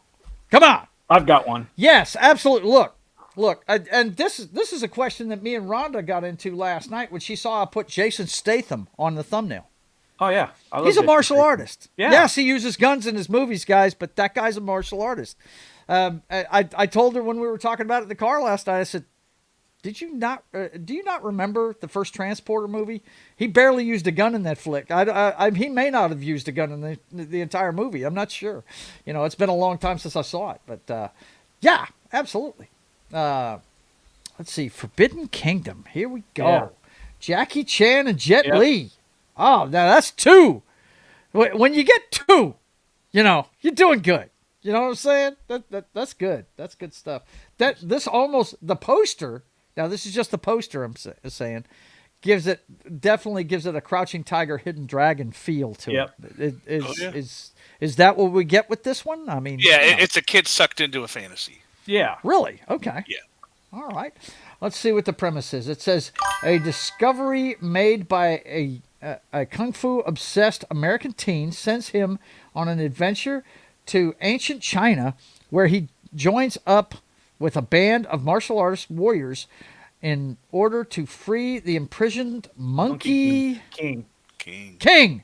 Really? You couldn't put the word king? Come on, IMBD. That's weak. You're taking up more space with the 3 dots and the read all. I mean, Than Monkey King would take up. Right? I mean, come on, man. A lot of this movie is inspired by Journey to the West, which Okay. is a big deal in China. I love Journey to the West movies. Okay. It's basically their I don't know what's the. It sounds like it's a mythology kind of Yeah, thing. it is. Yeah. Oh, very, yeah, Monkey King is that's Yeah, 100% mythology. Yeah. It's their But Odyssey. you get to or see Italy. Jet Li and Jackie Chan fight. So that's Come why- on, bro. Yeah. That's awesome. That That's awesome. alone makes it worth watching. Oh That's yeah. right. Yeah, it's a good movie. Yeah, I imagine, man. I imagine. And I won't tell you who wins. This must be the kid right Yeah. here. That must be the kid. I don't think All I've grown seen up. him in anything else, but let's see if there's anybody else we recognize in here. He was definitely. Go back. Go back. Click on Jack Posobiec. Is that Jack who I think it Posobiec. is? Scroll down a bit. I'm scrolling. Jack Posobiec is known for Forbidden Kingdom, Human Events Daily with Yep. Jack Posobiec, and Rise of the Black Flags. Is this the dude from Twitter? Yes. Wow. That's who I thought it was. I was like, wait, is he in this? I don't remember him being in it. Apparently he is. Southie is who he plays. So I don't know what Southie has to do with the show, but there you go. Jack Posobiec. He's been in a martial arts flick. That guy looks familiar too, though. Morgan Bennett, Benoit, Benoit. Depends on how he pronounces it, really. Yeah, is he French? But yeah, man, this movie looks tough, dude. And look at friggin', look at that maniac with dreads, dude. Yeah, he's the drunken master. Yeah. Wow. He's a drunken master in it? Yep. Yeah. He's Oh a drunk. my He plays a drunk in God. this one. Yeah. Oh, how awesome. That's badass. I tell you what, I used to play a game called Virtual Fighter, and I used to love to play as that drunken master that's in that game, I dude. didn't like the graphics of that. I never played it. Oh, that much. dude, it's one of those games that got better and better every year they put it out, dude. I mean, as far as the graphics go, yes, it was really polygonish when it first started, but yeah, over the years, it really got good, dude. That drunken master was great, dude. He'd be falling. It looked like he's going to fall over every time he's, moving, but he'd be kicking your ass, too. It was freaking crazy, man. Absolutely crazy. Yeah, that looks like a good one. I'll have to put that on my list, too. Absolutely. Definitely worth a watch. The Forbidden Kingdom. All right. Whose turn is it? Is it Knock? Is it your turn? It's my No, turn. mine. Is it my turn? Your turn? It's your turn. It's your turn, and then it's my turn. Okay. All right. So, the next one I've got on my list is number 3. And it's, I just mentioned it, the guy earlier, because he's one of the guys, he's a very controversial guy. A lot of people think that his martial art is bullshit, but it's not. He might be bullshit, but his martial art is not. And that would be Steven Seagal in Above the Law. This is one of my favorite movies. This is in my top 20 favorite movies of all time, actually. I just think it's totally awesome. Yes, he says it's a biopic kind of thing. I'm like, bullshit. The guy was an embassy guard is what he was. He was a Marine. Now, you have to be pretty tough to be a fucking embassy guard. They only take the best of the best to do that. But, he's got a reputation and everything. But the martial art that he practices, it basically uses people's, I can't remember the name of it, but Hapkido? Yeah. Aikido. That's right. I worked with a guy whose father knows him and taught him some. His name is Mr. Dukas, and he was based right here in Shreveport, Louisiana. And I worked with his son John. He's over in Dallas now, but he was a bar back for me, and first guy I ever had to fire in a nightclub when I was a assistant manager because he had fucked somebody up trying to help break up a fight. You know what I mean? And he wasn't security. You know what I mean? And they had me fire him because they knew that we were friends. You know what I mean? And but the martial art itself, what it does is it uses your momentum against you. It's a way of avoiding punches and at the same time using that person's energy to throw them off balance. You watch in the movie, he's basically just throwing people all over the place and then punching them. You know what I mean? Yeah. He never throws the first punch. He's sitting there waiting for them to do something, right? And Martine's leaving. What's that? Martine's leaving. Martine's leaving? Why are you leaving, man? Gotta go. My planet needs me. Okay. You take care of yourself, Martin. It's good to see you. I didn't mean to run you off by bringing up Steven Seagal, man. But anyway, if you've never seen this one, it's an ex-soldier that ends up later on becoming a cop in Chicago, and it says a former special operations Vietnam vet works as a Chicago cop to uncover CIA wrongdoings. Basically, drug running from Vietnam. Yeah. And it is an excellent movie. The only knock I can give you about this movie is they should never photograph him running. Steven Seagal, it's not like Tom Cruise running. The best runner in the business is Tom Cruise. Learn how Tom Cruise runs, and everybody run like that, because he is so limp-wristed when he runs. It's just really weird looking, man. But this guy's great. Pam Grier, the great Pam Grier, is in this one as, I think she plays his partner. Sharon Stone is in this too, if I remember correctly, as his wife. And when nobody knew who she was, she hadn't made much of anything. Henry Silva is in this. He's always played great bad guys in movies. Yeah. He's fantastic in it. Ron Dean's one of the cops that he works with. He has a team of cops that he works with. Sharon Stone. Yep, Sharon Stone. She played his wife. Look, you're going to recognize a lot of these people. Chelsea Ross. He played a bad guy in a lot of movies too. A lot of them play. They're called heavies. Yeah. Heavies. Yeah, he plays the heavy. But anyway, if you've never seen this, man, you should check it out. When it comes to Seagal, you got to watch his early stuff, okay? Mm-hmm. His early stuff is much better than the stuff that's later on. I mean, later on, he becomes a heavyweight, if you will. He just gained pounds. I don't know. He was once married to one of the most beautiful women in Hollywood, Kelly LeBrock, the girl from Weird Science, right? And but once they got divorced, he just let himself go as far as his weight and everything. But I wouldn't mess with the guy. He's a big dude. He's like 6'4". He's a big fella. Yep. But thoughts on this one, guys? What do you like this movie? John, you're not a big fan? My favorite of Steven Seagal movies is Under Siege. Mm-hmm. Everybody loves that one, I know. And yeah, so I mean, this is my favorite one. My favorite ones he did were the really early ones. This one and Marked for Death. I love Marked for Death. No, not Marked for Death. Hard to Kill. Hard to Kill is the one. Which is the one where he was the Native American. Oh God. Because I kind of like that one too. Yeah. I put that at the beginning of his career for sure. Hang on. Yeah. Let's go down to his filmography real quick, and I'll tell you what it is. Hang on. Let's see. He's made so many movies now. He makes a movie every other Looking up week. on Google, Hard to Kill and Above the Law, at least on Google, has the same exact picture. Yeah, I'm sure. Like literally him holding the same picture, I'm sure. Like it's just two different titles on it. Yep. Let's see. Exit Wounds. It should be. It's not Fire Down Below, is it? It might be. Jack Taggart. No.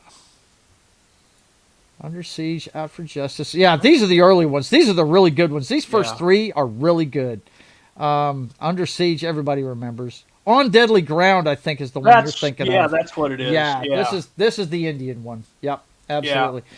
Takes place up in it may be in Alaska. Yeah. It's Inuit. Mm-hmm. Yep. And I was getting that confused with the Chuck Norris Native American one a little bit. Yeah. So. Mm-hmm. But I'm a fan. I love this guy, and like I said, the early movies. Yeah. I think the last movie I would suggest to anybody to watch of his would be Executive Decision. I think isn't that the name of it? Where he's only in it for like 15 minutes. The Kurt Russell movie. Yeah, that's funny. Yeah. Mm-hmm. That's the last one I would suggest people watch with Steven Seagal. I don't know. I haven't watched much of his stuff ever since then, but his early movies are really good. Have you seen Executive Decision? No. You talking to me or Knock? Knock. Oh yeah. Mm-hmm. Okay, well I won't say that because I won't say what happens. But no, I'm not gonna. Yeah, I'm avoiding saying it too. But That's the last one I would say Yeah. to watch of his. Okay, Knoxter, you're up. Well, it's my turn. Oh, is it John's turn? Okay, go, John, go. My next movie is Once Upon a Time in China. Once Upon a Time in China. Did I take one of yours? That's fine. That's fine. We're running out of time anyway, so. Are we? Well, I mean, We got 30 minutes. we have like we have time for like 2 more each. The way we talk. Yeah. Well, let me tell you. Once Upon a Time in China. The series, really. Yeah, there's like, it's Once Upon a China 1, 2, and 3. Once Upon a Time in America. Okay, I am not. What's the other name for it, John? 1991, Jet Li. Yeah. Okay. Is it 91? Wong Fei Hung. Yeah, Wong Fei Hung. Wong Fei Original Hung title: Wong Fei Hung. I There you love go. Wong Fei Hung movies. They've done. He's like a mythical character. He's a real person. Mm-hmm. He really existed, but Okay. he has like the this mythical past that everybody that supposedly he did stuff. Mm-hmm. As his martial arts abilities, he was a martial artist and an not alchemist. I forgot what they call it in China, where they take care of the herbs and stuff. Oh shit, I don't know. But, I know what you're talking about. Apothecarian. Apothecary, that's it. Yeah. Mm-hmm. But no, he's like a major character in a lot of their stories, and I just like Wong Fei Hung stories. It's just, but this is probably the best one.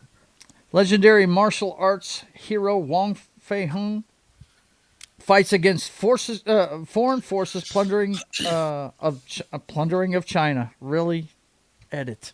It sounds fine. You're just reading it wrong. Am I? Really? Against You go ahead and read it. Forces plundering of China. Yeah, it's right. You're just saying it wrong. Okay.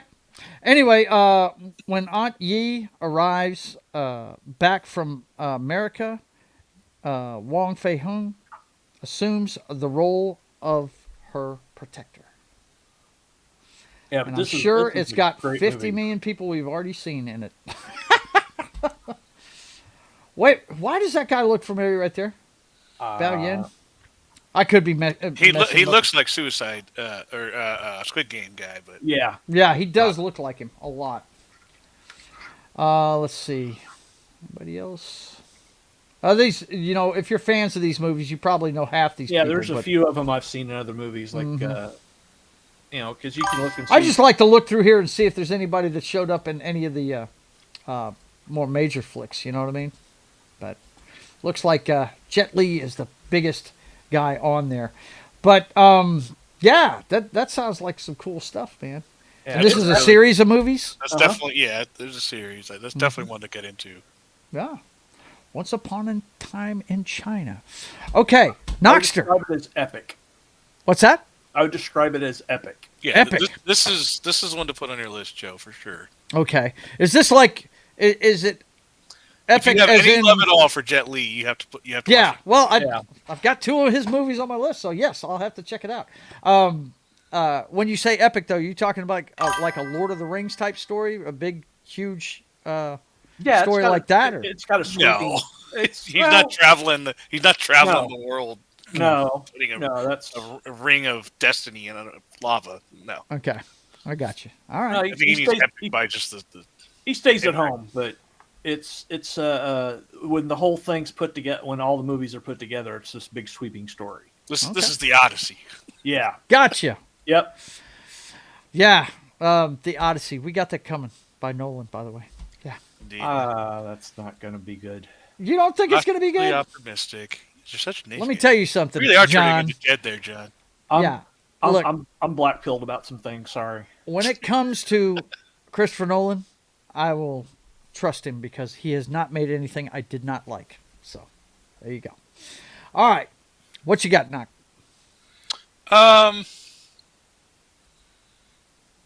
want to do this one just in case John does it next. But this is probably my favorite of all my list, so I want to be able to say it. Go. Crouching Tiger, Hidden Dragon. Crouching Tiger, Hidden Dragon. Now, do you think that they were targeting a U.S. audience when they made this? I always ask that question when this movie comes up, because it did so well in the United States. It was actually nominated for Best Picture here in the U.S.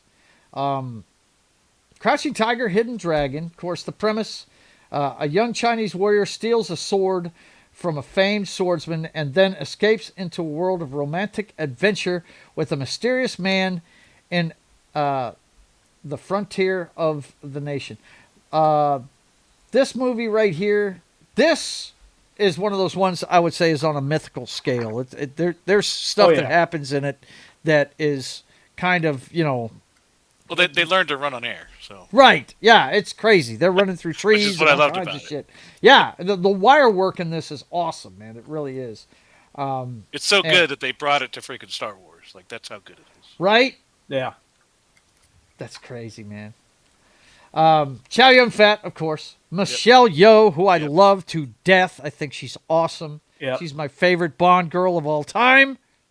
Let's see. Zia Zhang is the younger girl's name. Yeah. But these two right here in that movie were something else. Their chemistry was fucking fantastic, man. It really was. Trying to remember if there's anybody else that we might know that's in this. But I don't think there is. But yeah, this movie, go ahead and talk about it. It's your flick. No, it's definitely one that I grew up with, and just definitely the flying around, the great fighting scenes. It's just this is epic. Yeah, it is. It really is. They've great story. He's just retired, man. He's Jason Statham. He's coming out of retirement to get his sword back. That's it. That's exactly right, man.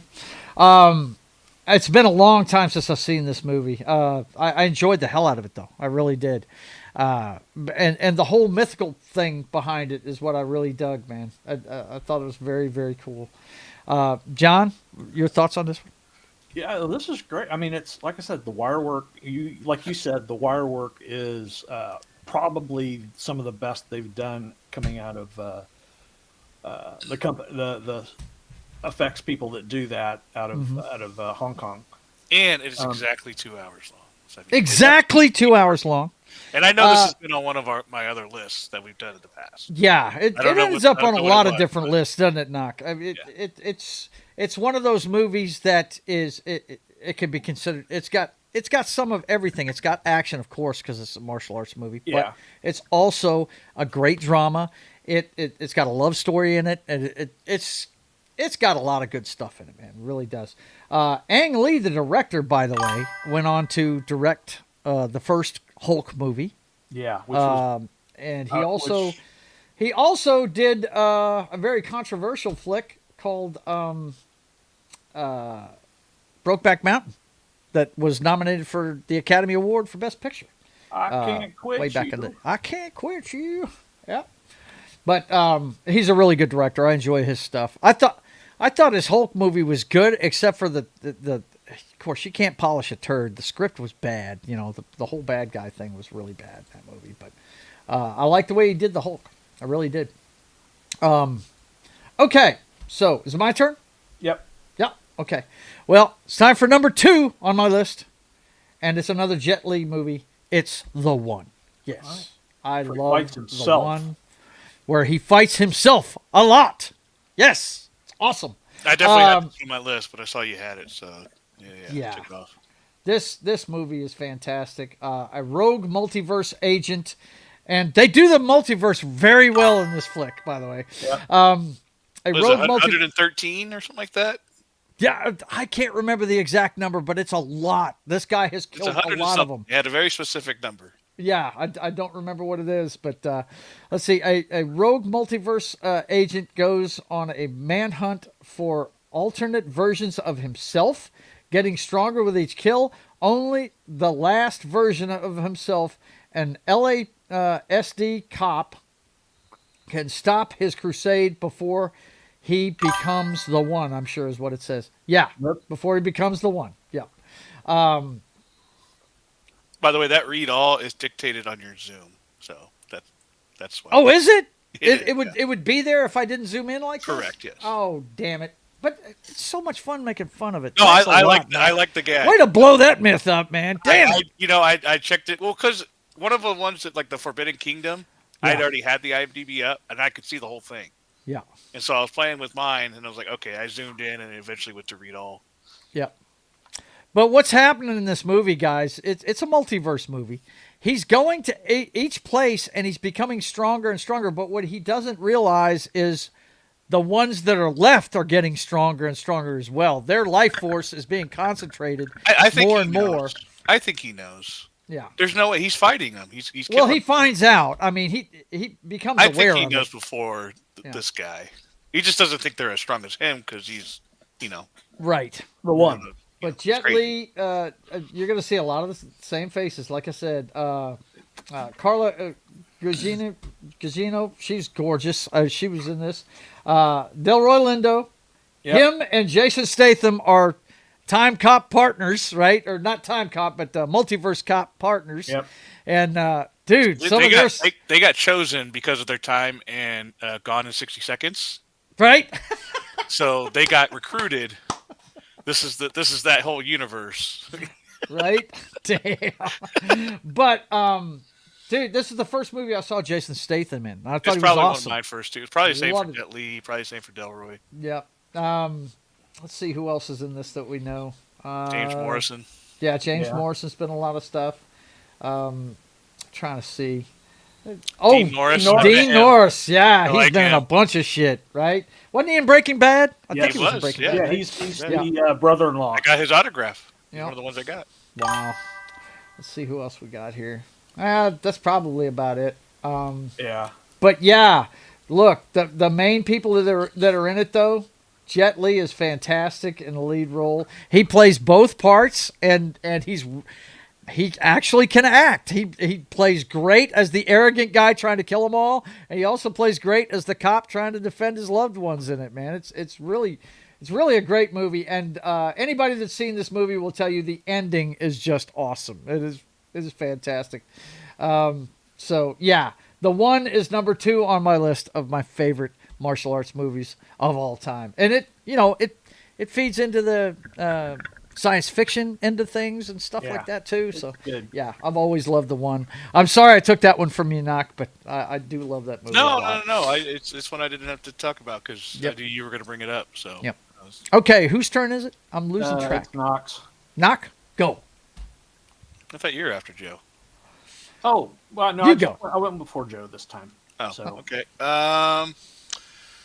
Let's see. It's probably my last one. So let's go with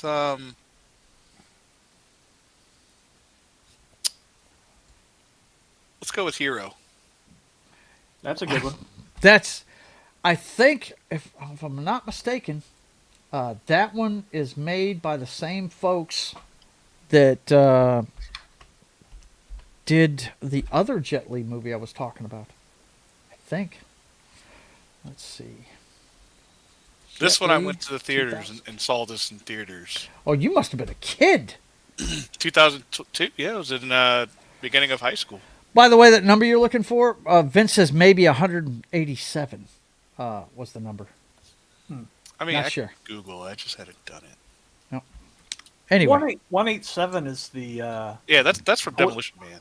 Well, 187 is the police code for. It's police code for murder. Yeah. Murder, death, kill. Vince also says, oof, Elliot Page is in Nolan's The Odyssey. Yeah, well, hey. He's got to make money too. But this movie that we're talking about here, Hero. 125 universes. 125. Okay, there you go. He killed 123. Is this the one where he's standing in the Forbidden City and all those arrows come at him? Yes. And miss him? Yes. Okay. That's this movie. Yes. Yeah. A defense officer nameless was summoned by King of Quinn. I don't see. I don't know. Okay.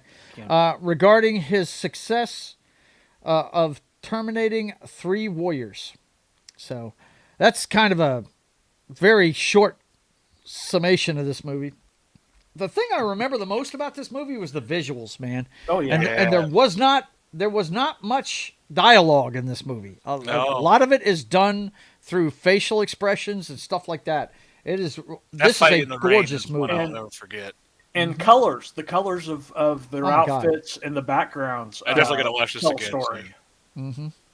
Hero is fantastic. If I was doing a Jet Li list, it would be the one, Romeo Must Die, and then this one. You know what I mean? This one is fantastic.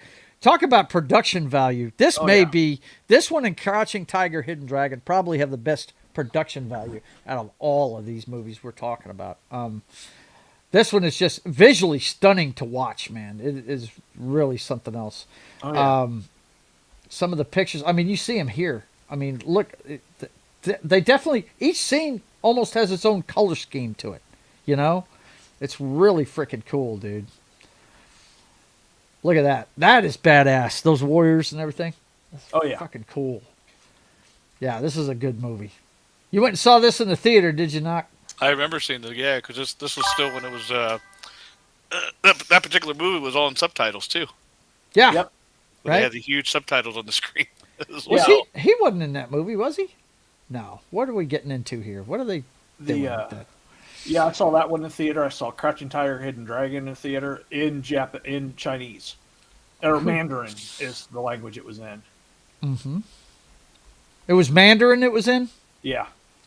Look at these girls. Oh, my God. Maggie Chung. Yeah. She was in one of the other ones we were looking at. Donnie Yen. He's been in movies in his own right. This one right here? No, Donnie Yen. Oh, Donnie Yen. Yeah. Yeah, he has been in a bunch of stuff. Yeah, I've seen him come up a lot. Yeah.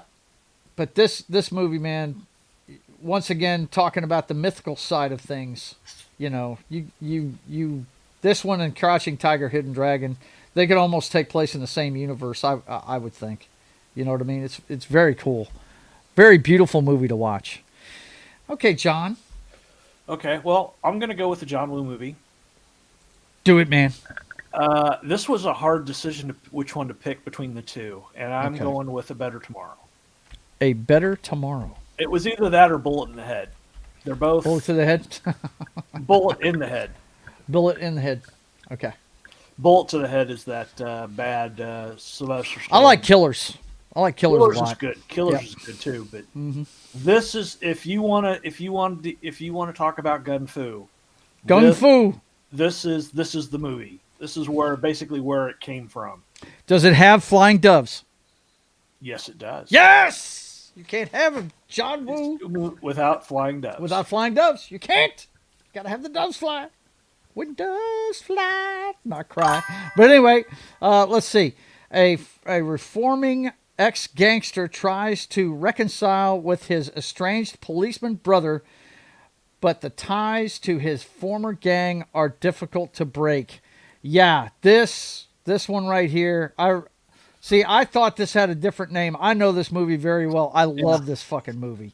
And yes, Gun Fu. What is it? Nick Frost says in that comedy with Simon Pegg. The one where they're cops in a small town. Have you ever jumped through the air? Hot Fuzz. Yeah, Hot Fuzz. Have you ever jumped through the air while shooting two guns? Yeah. This one's got tons of that. Yeah. It's freaking awesome. Yes. Watch it for free on Tubi. Really? It's on Tubi? Yeah. Oh, man. Yes. It's a heartbreaker, too.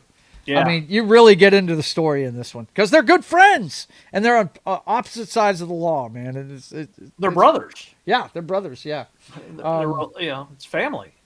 Yeah, but you're seeing a lot of the same people. Chow Yun-fat and his crew.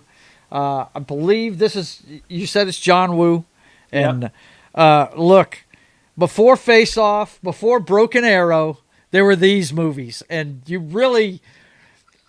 I mean, the American stuff he did is great. Really, it is. It's fun, but it's nowhere near as good as this stuff is. Isn't his first American movie Mission Impossible 2? No, I think it was Broken Arrow. Was it Broken Arrow? I'll look it up here in a minute, but it's one of the two. I really didn't like Mission Impossible 2. and it wasn't because of his directing or anything. I just didn't like the story, but I consider that one of the worst ones. But I love these things. I loved Broken Arrow. I loved Face Off. You know, but this movie right here. Have you ever seen this, Knock? No. You really need to treat yourself to some John Woo from Back in the Homeland, because he makes some great movies, dude. They are awesome. And this one, this is probably my favorite one he's ever made. I like Killers a lot too, though. Hard Boiled is his first one, I think. Hard Boiled, yeah. Somebody mentioned that one in the chat earlier. No, yeah. that's still China. Yeah. Hang on, I'll look it up here in a second. After I You're right, bro. It was Broken Arrow. I thought so. I was pretty sure there was one with Travolta and Christian Slater. Yeah. That was his first one here in the States, and then he made, of course, Face Off, which is way over the top. That movie's way over the top. Oh, love that movie. Yeah, it's great, dude. Let me tell you, if you loved that movie, you need to watch all of these that he made. Back here, is he Japanese or Chinese? I think he's Japanese, isn't he? No, is he Chinese? I'm pretty sure. I don't remember. But the stuff he made before he came to America, if you liked fucking Face Off, you need to watch this one and Killers and anything with John Woo's name on it and Chow Yun-Fat in it. Watch it, bro. It is fucking badass shit. Those two made each other famous. Yep. You know what I mean? Chow Yun-Fat really got noticed for being in these movies with John Woo directing him, man. Yeah, good stuff. I like it. Like it a lot. I always wondered. I've always looking for this movie, and I thought it was a different name than that. A Better Tomorrow. Yeah, that's good stuff, man. Okay, the top one on my list, guys. Well, you know what it's going to be. I'm the biggest friggin' Bruce Lee fan on the planet. You know, the movie that made him famous in the United States. Enter the Dragon is my favorite martial arts movie of all time. It's also the only movie where you hear his actual voice. The only movie where they didn't dub him over and make him sound like John Wayne. Yeah. You know, because most of the movies, he only made 2 major motion pictures with Warner Brothers. It was this one and Game of Death. He was in the middle of making Game of Death whenever he passed away. Game of Death has the fight scene with Chuck Norris. Kareem Abdul-Jabbar. I thought his fight was Chuck Norris was in this one. No, that was in one of the ones. Or no. This one here, no. That one is in. That one is in Return of the Dragon, and it's actually got. Yeah, Return of the Dragon is the name of the movie, I believe. Hang on, I'll look it up real quick. I believe it's Return of the Dragon. I remember ripping Chuck Norris's chest hair off. It's funny. Oh yeah, blew it back at him. Yeah, that was awesome. Return of the Dragon, and it had a different name in. This was the name of the movie in the States. I think it's called Return of the Dragon. Hang on, I'm having a hard time finding it. I'll show you guys just how hard of a time I'm having here. Let's see. Well, actually, wait a minute. I'm doing this the hard way. Let me go back over here and just hit Bruce Lee. He only made like 6 movies, guys. Yeah. He has a very small... John Saxon. Yeah, John Saxon. Yeah. Let's go down here. Let's see. Fist of Fury. Way of the Dragon. It might have been Way of the Dragon. Let's see. Okay. Way of the Dragon, Fist of Fury, The Big Boss. Yeah, I remember he was Kato in the Green Hornet. He was Kato on the television series of the Green Hornet. Yeah. Fist of Fury, Way of the Dragon. Was it Way of the Dragon? Well, it's Fist of Fury.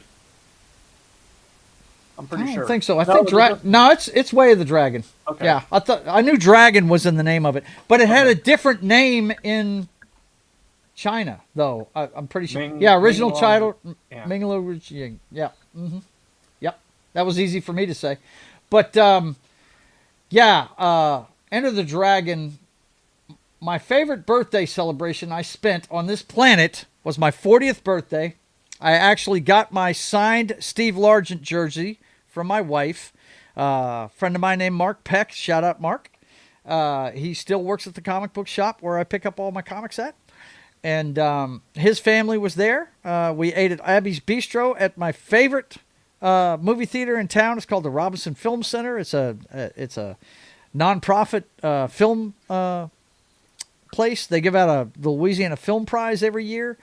They pay an independent movie maker. It's a contest, and they make $50,000 towards making a movie of their own and stuff like that. Anyway, they took me there to eat. I got my Steve Largent jersey, and I watched Enter the Dragon on the big screen for the first time, and it was damn awesome. And it was really great to see this movie on the big screen. I've seen this more than any other martial arts movie. You know, when I want to watch some kick butt stuff, I put on Jim Kelly and that killer fro of his. If you guys haven't seen this, you need to see it. Shao Kahn, he plays Han. You know, the guy with one hand, right? Yeah. You know. The Send Him to Detroit guy, that's who they're making fun of. There was a Dr. Klon, they call him in Kentucky Fried Movie. But yeah. Angela Mao's been in a lot of stuff. Yeah, she has. There's And Bolo of course, Yeung. Bolo Yeung is in it. Yeah, no doubt, man. Unfortunately, the best background heavy isn't in this movie. Who's that? That's Al Leong. Yeah. I hear you.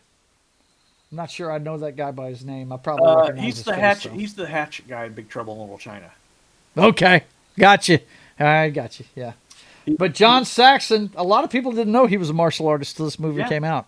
You know, and everybody that was in this movie is a martial artist. Jim Kelly's something else, dude. Oh yeah, he's really good. He was in a few movies back then. But yeah, great movie. The story goes that he's doing it. He's on a mission for the government. The government has contracted him to go check this place out, the tournament they're having, and all this stuff. But he's really there for a specific reason. His sister was killed by a guy that's in this tournament, and he's going to go get him.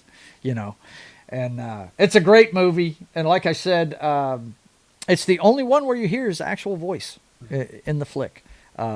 It's Mortal Kombat without the mythical stuff. That's it, without the mythical stuff. It's how do I say this? It's a Quentin Tarantino style movie, really. You know, that he was heavily influenced by movies like this back in the 70s. Oh yeah, no doubt. Oh yeah. Almost Grindhouse level. But hey, man, great stuff. Knock, have you ever seen this one? It was on the knock list. I've seen it. Yeah, it's one of my favorites, dude. It is my favorite of all time, really.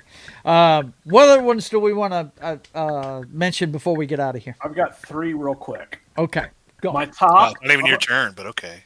Oh, sorry. Go ahead. Cool, bro. Go, Knock. IP Man has got to be mine. Ip Man. IP Man? Ip Man. Ip Man. Is it Ip or is it IP? I've never heard it called Ip, but I'm not big. I've never seen it, so. Yeah, that's the first time I've heard it called Ip Man myself. But Mentor of Bruce Lee. Yep. Yeah, man. Mentor of iconic legend Bruce Lee. Yes. Donnie Yen. Yeah. During the Japanese invasion of China, a wealthy martial artist is forced to leave his home when his city is occupied with a little means of providing themselves. And I lost my place. Provided for themselves, IP Man, and the remaining members of the city must find a way to survive. There you go. There it is. There. I didn't have to change screens. I just fucked me up when I was reading it. That's for sure. Yeah, I've heard a lot about this movie. I've never seen it though. Good series of movies. Yeah. Yeah. Actually, I lied. I've got 4. Which war does this take place around? This is back in like the invasion of Japan by China into China. Oh wow. Okay, Donnie Yen. The last thing I want to mention, just because it's current, and I've mentioned in the text before, is the TV show Last Samurai Standing. Yeah, I haven't watched that yet. It's on my list. Like it just came out a month ago. That guy looks familiar. That guy looks familiar for some reason. It is a Netflix show, so naturally we won't get another season for another 3 years. But Right, of course. this is Hunger Games samurai style. Battle Royale between 292 samurai? Yep. Wow! It's a great show. I watched the whole thing, binged it. It's only 6 episodes, but yeah, you get. We've some seen really Okada in some stuff. I think that guy looks familiar. Wow. Okay, so we'll have to check that out. Highly recommend that. Okay. All right, what you got, John? Okay. My first one is probably the most controversial, and it's going to be on this list, is Old Man. Old Man. That's not the one that they made. Old boy, not Old Man. Old Boy. You said old man. I know it's Old Boy. Throwing me off. Now, how's that controversial? I mean, it's not the 2003 one. Get the one in the 90s. Okay. You got to tell them these things, John. When you got to say something. Old Boy. Not that one. You said 2003 one? No, not that one. Oh. Hang on, I'll pull it up. This guy is so unprepared. Running up against the clock. He's like, I got 3 quick ones. Turned into 4. Turns into 4. Doesn't even have a name. It's not a gay old boy, is it? No, no. It's that one. It's that one, Old Boy. It's the 2003 one. The one he said it wasn't. 2003. Okay. No, the 2013 is the one. It's not. Okay. They remade it in America.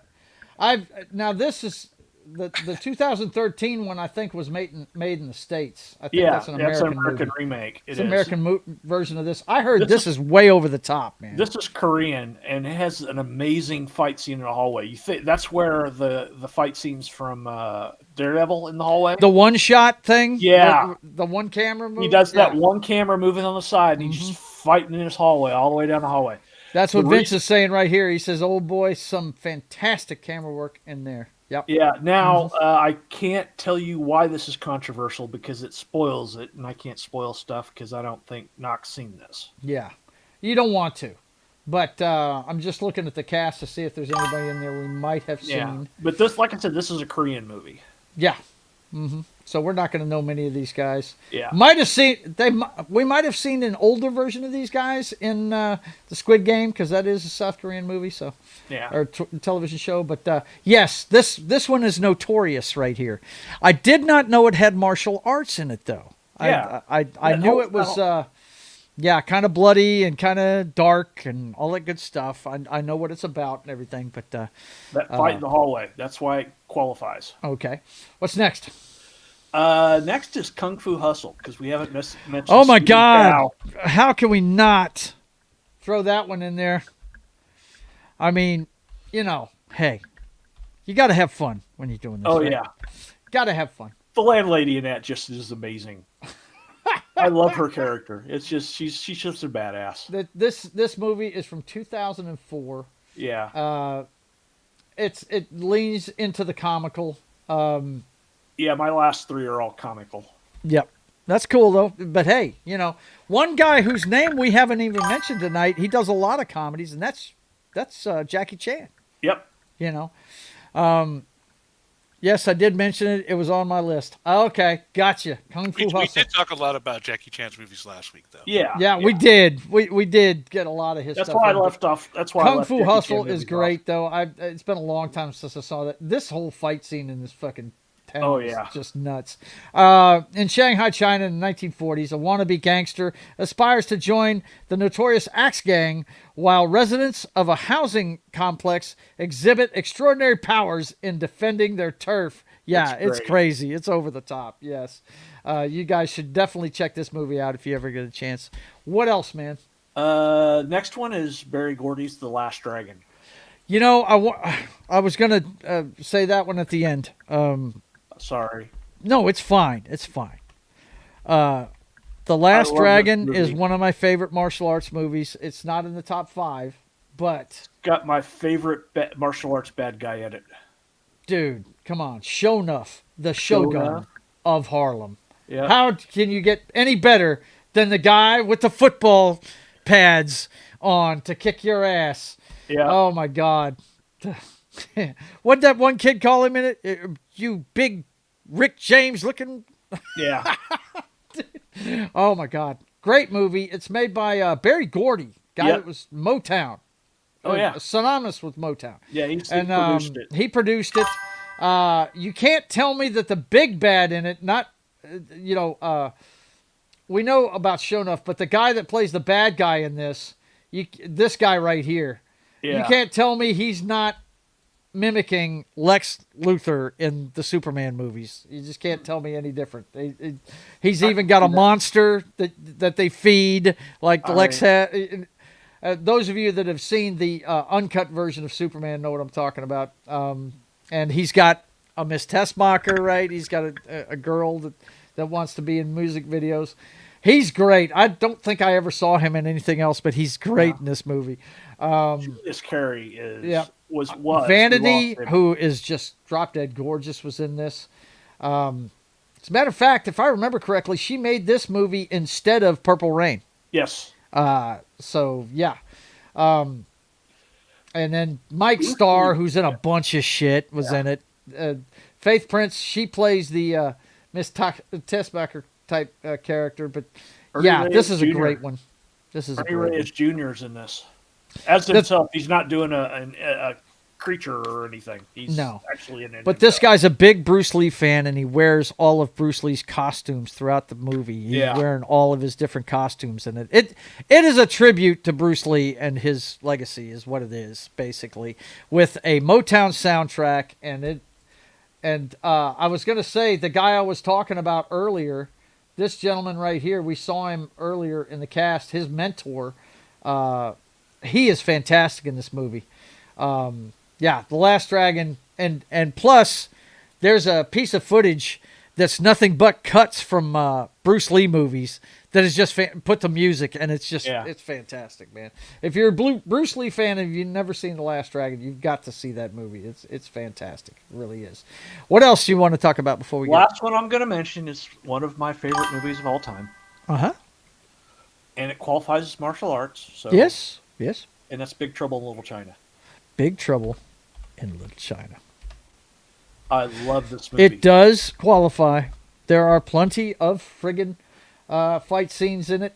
Now, the main character doesn't throw hands too much in it. Matter of fact, he knocks himself out. Yep. He shoots people. He shoots the ceiling and and left falls on him. He knocks him out. But no, it's the other guy that does all the martial arts. Yes. But it's John Carpenter, of course. Yeah. That's all you need to say. John Carpenter is the director of it. And he was definitely a huge fan of these movies growing up. And there's Al Leong right there. What's that? The guy with the mustache and the hair. Yes. That's Al Leong. He was in, oh my gosh, he's in Die Hard. He's been in everything. Lethal Weapon.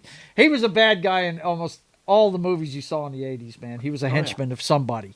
Yeah, he was bad. Somebody's heavy. And he's like probably the best actor that ever, that's all he did. That's all he did. Yeah. He was never the good guy. Yeah. He did a few. Kim Cattrall, Kurt Russell, of course, James Hong. That probably my favorite part that James Hong ever played. Yeah. Oh, yeah. David Lopan was an awesome character. Victor Wong. Of course, Victor Wong. You know, these guys, Carter Wong, they're all freaking awesome, man. This movie, I see why you picked this one to go on here. Yep. Yeah, it's fantastic. It's definitely John Carpenter's ode to the old martial arts movies and the mythos behind them, right? Yes. The magic and everything. So, yeah, absolutely. Anything else you wanted to mention before we get out of here, Knock? Nope. I know you're done. You told me you're done. Knock, anything? What I really had left on my list for pretty much Jet Li movies, Unleashed and Fearless. Yeah. Right. We could do another episode of stuff because we hadn't even talked about Jackie Chan and the stuff he's done. Of course, we talked a lot about it last week. I think the first one that I saw in the theater that he did was Super Cop. That was the first one I ever went to see. See, we could break this. We could have a show that just breaks it down by take a martial artist and do his. And just do it. Yeah, we could do just that. And that's we it. We haven't mentioned Sammo Hung. Yeah, there's a bunch of them that we Yeah. haven't mentioned. But hey, I like it when we find something that we all have fun with and we just make a show out of it, like we did last week. So don't forget this week, catch up on Fallout, guys, because we're going to review Fallout next week before we start on the 17th, Wednesday the 17th, Season 2 of Fallout. And you know what? I am a huge fan of watching people play Fallout, but I've never actually played that game. And I'm sure the lore is great in it and everything. It's just too much reading for me. I suck at reading. That's my kryptonite. But I definitely dug the TV show though, and I'm looking forward to talking about that, man, for sure. All right, boys and girls, let's check in with the chat real quick before we get out of here and see what's going on with that. Yeah, they're all talking about the stuff they dig. So let's see. Snakes in the Eagle Shadow and Drunken Master are the only ones on my list not mentioned, but they are Jackie Chan movies. Yeah, the early Jackie Chan movies back when they just gotten out of the Chinese opera. I was fixing to say I thought it was a circus they learned all their shit in. It's Chinese opera. Okay, yeah. But, him and a couple of other martial artists went through it. Came from there. Mm-hmm. But anyway, all right, boys and girls, we're about to get out of here. Of course, you're watching State of the Atmosphere. Anything you want to push before we get out of here, John, that I'm not already going to push? Yeah, well, we're pushing it back a week for our debut of Baldur's Gate 3. That's what's happening in a week. Guys, yeah, not this Friday. They've already created the characters, and there it is. Yep, and I've got it recorded, so when we start, you'll see the whole opening cinematic and stuff, and then we'll start with the characters. Okay, so let me ask you this: are you going to have a show this week? No. No. I may. If it is, it's probably going to be like I did, with Dispatch last week. Okay. So. All right. Well, there you go. And I watched some of that. That game looks cool as fuck. Oh, it's fun. Yeah, it looks really cool. All right. Thanks for being here, man. Of course, we're doing State of the Atmosphere. We do it every week at 5:30. So come get your pop culture fix and talk about cool movies and stuff. My favorite thing to talk about, movies. I love them. Even though I haven't seen them all, I'm trying to see them all. Anyway, you guys come back next week at 5:30, and we'll review Fallout for you, the first season, before we get into the next season of it. Of course, the next time you'll see me is on Sketching the Privateer on Friday at 1 p.m. Central Time. So come check out the work on the comic book then. And don't forget, no show this week on Gaming Night with John. If he does, he's going to do Dispatch, and I think you do that on your own channel, right? Yeah, it'll be on my own channel, unless I figure out a way to do it multi-broadcast. No show on Pop Culture Minefield this week. They'll be starting this one on let me get this date right, the 12th. Yep. Yes, the 12th is a Friday. So I'm looking forward to playing Cannon Fodder. I'm sure you are. And Knock is, of course, Knock. Every character he creates is 3 letters. It's ridiculous. Okay, so look forward to that in a week. And then, of course, on Sunday, it's time for pregame party. We'll have everything you need to know. And, boy, have we got a good one Thursday night, guys. Bet the over if you're a betting person. Oh, yeah. Frickin' Cowboys are going to Detroit. Oh, my gosh. That should be fun. It's called a shootout. Yeah, it's going to be a shootout for sure. Look forward to us talking about that. And Knock will have everything about championship weekend in college football. So you guys come. I got you about that, Joe.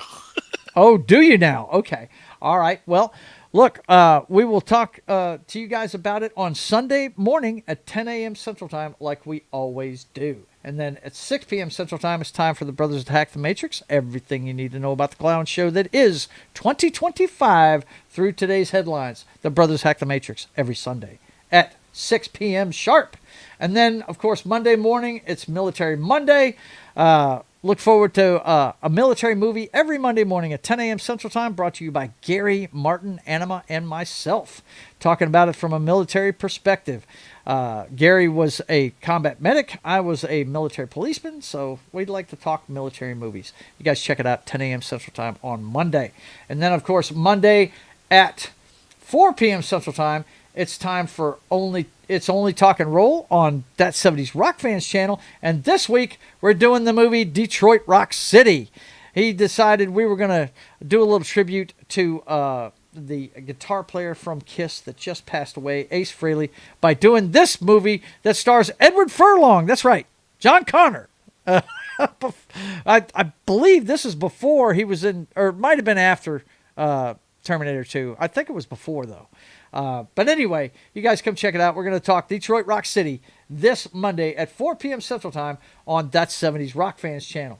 And then, of course, at 6:30 p.m. Central Time, it's time for Papa Joe Gamer After Dark, Video Games, Cocktails, and Fails. And it will be part 10. We're getting into double digits now of my playthrough of Mass Effect. So you guys come check that out at 6:30 p.m. Central Time this Monday night. And then at 3 p.m. Central Time, back over on Pop Culture Minefields channel, it's time for Wednesday Afternoon Matinee. Gary, Martin, Anima, and myself talk about a great movie every Wednesday. And this Wednesday, it's going to be the one we were supposed to do today. We didn't have a show today, but next Wednesday, we're going to do Rosencrantz and Guildenstern Are Dead. So you guys look forward to that. If you see the names there, it's Tim Roth when he was very young, Gary Oldman when not many people knew who he was, and Richard Dreyfuss. When I saw that picture, though, I thought it was Don Johnson. Yeah. With long hair and that short beard, he looks like Don Johnson right there. But anyway, you guys come check it out next Wednesday at 3 p.m. Central Time, and that's right before State of the Atmosphere. So I want to thank you guys for being here. Let's check in with the chat one more time before we go and see what's going on there. Let's see. We got Vince saying, cheerio, guys and gals. See you next time. Stay nerdy, everybody, and have yourself a great day.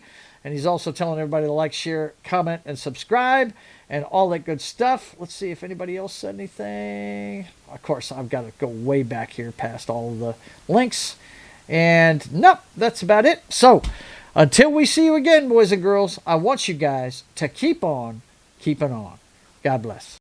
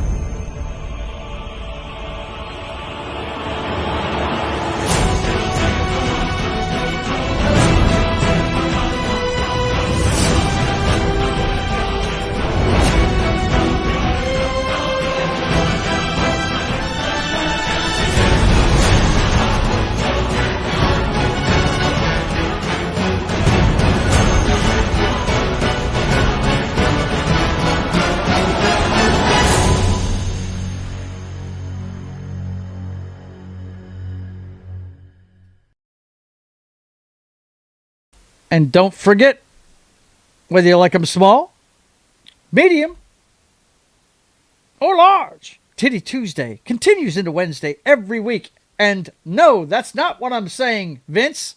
You keep putting those links up there, man. I appreciate it. Thanks a lot. It's always good when you're here. We'll see you.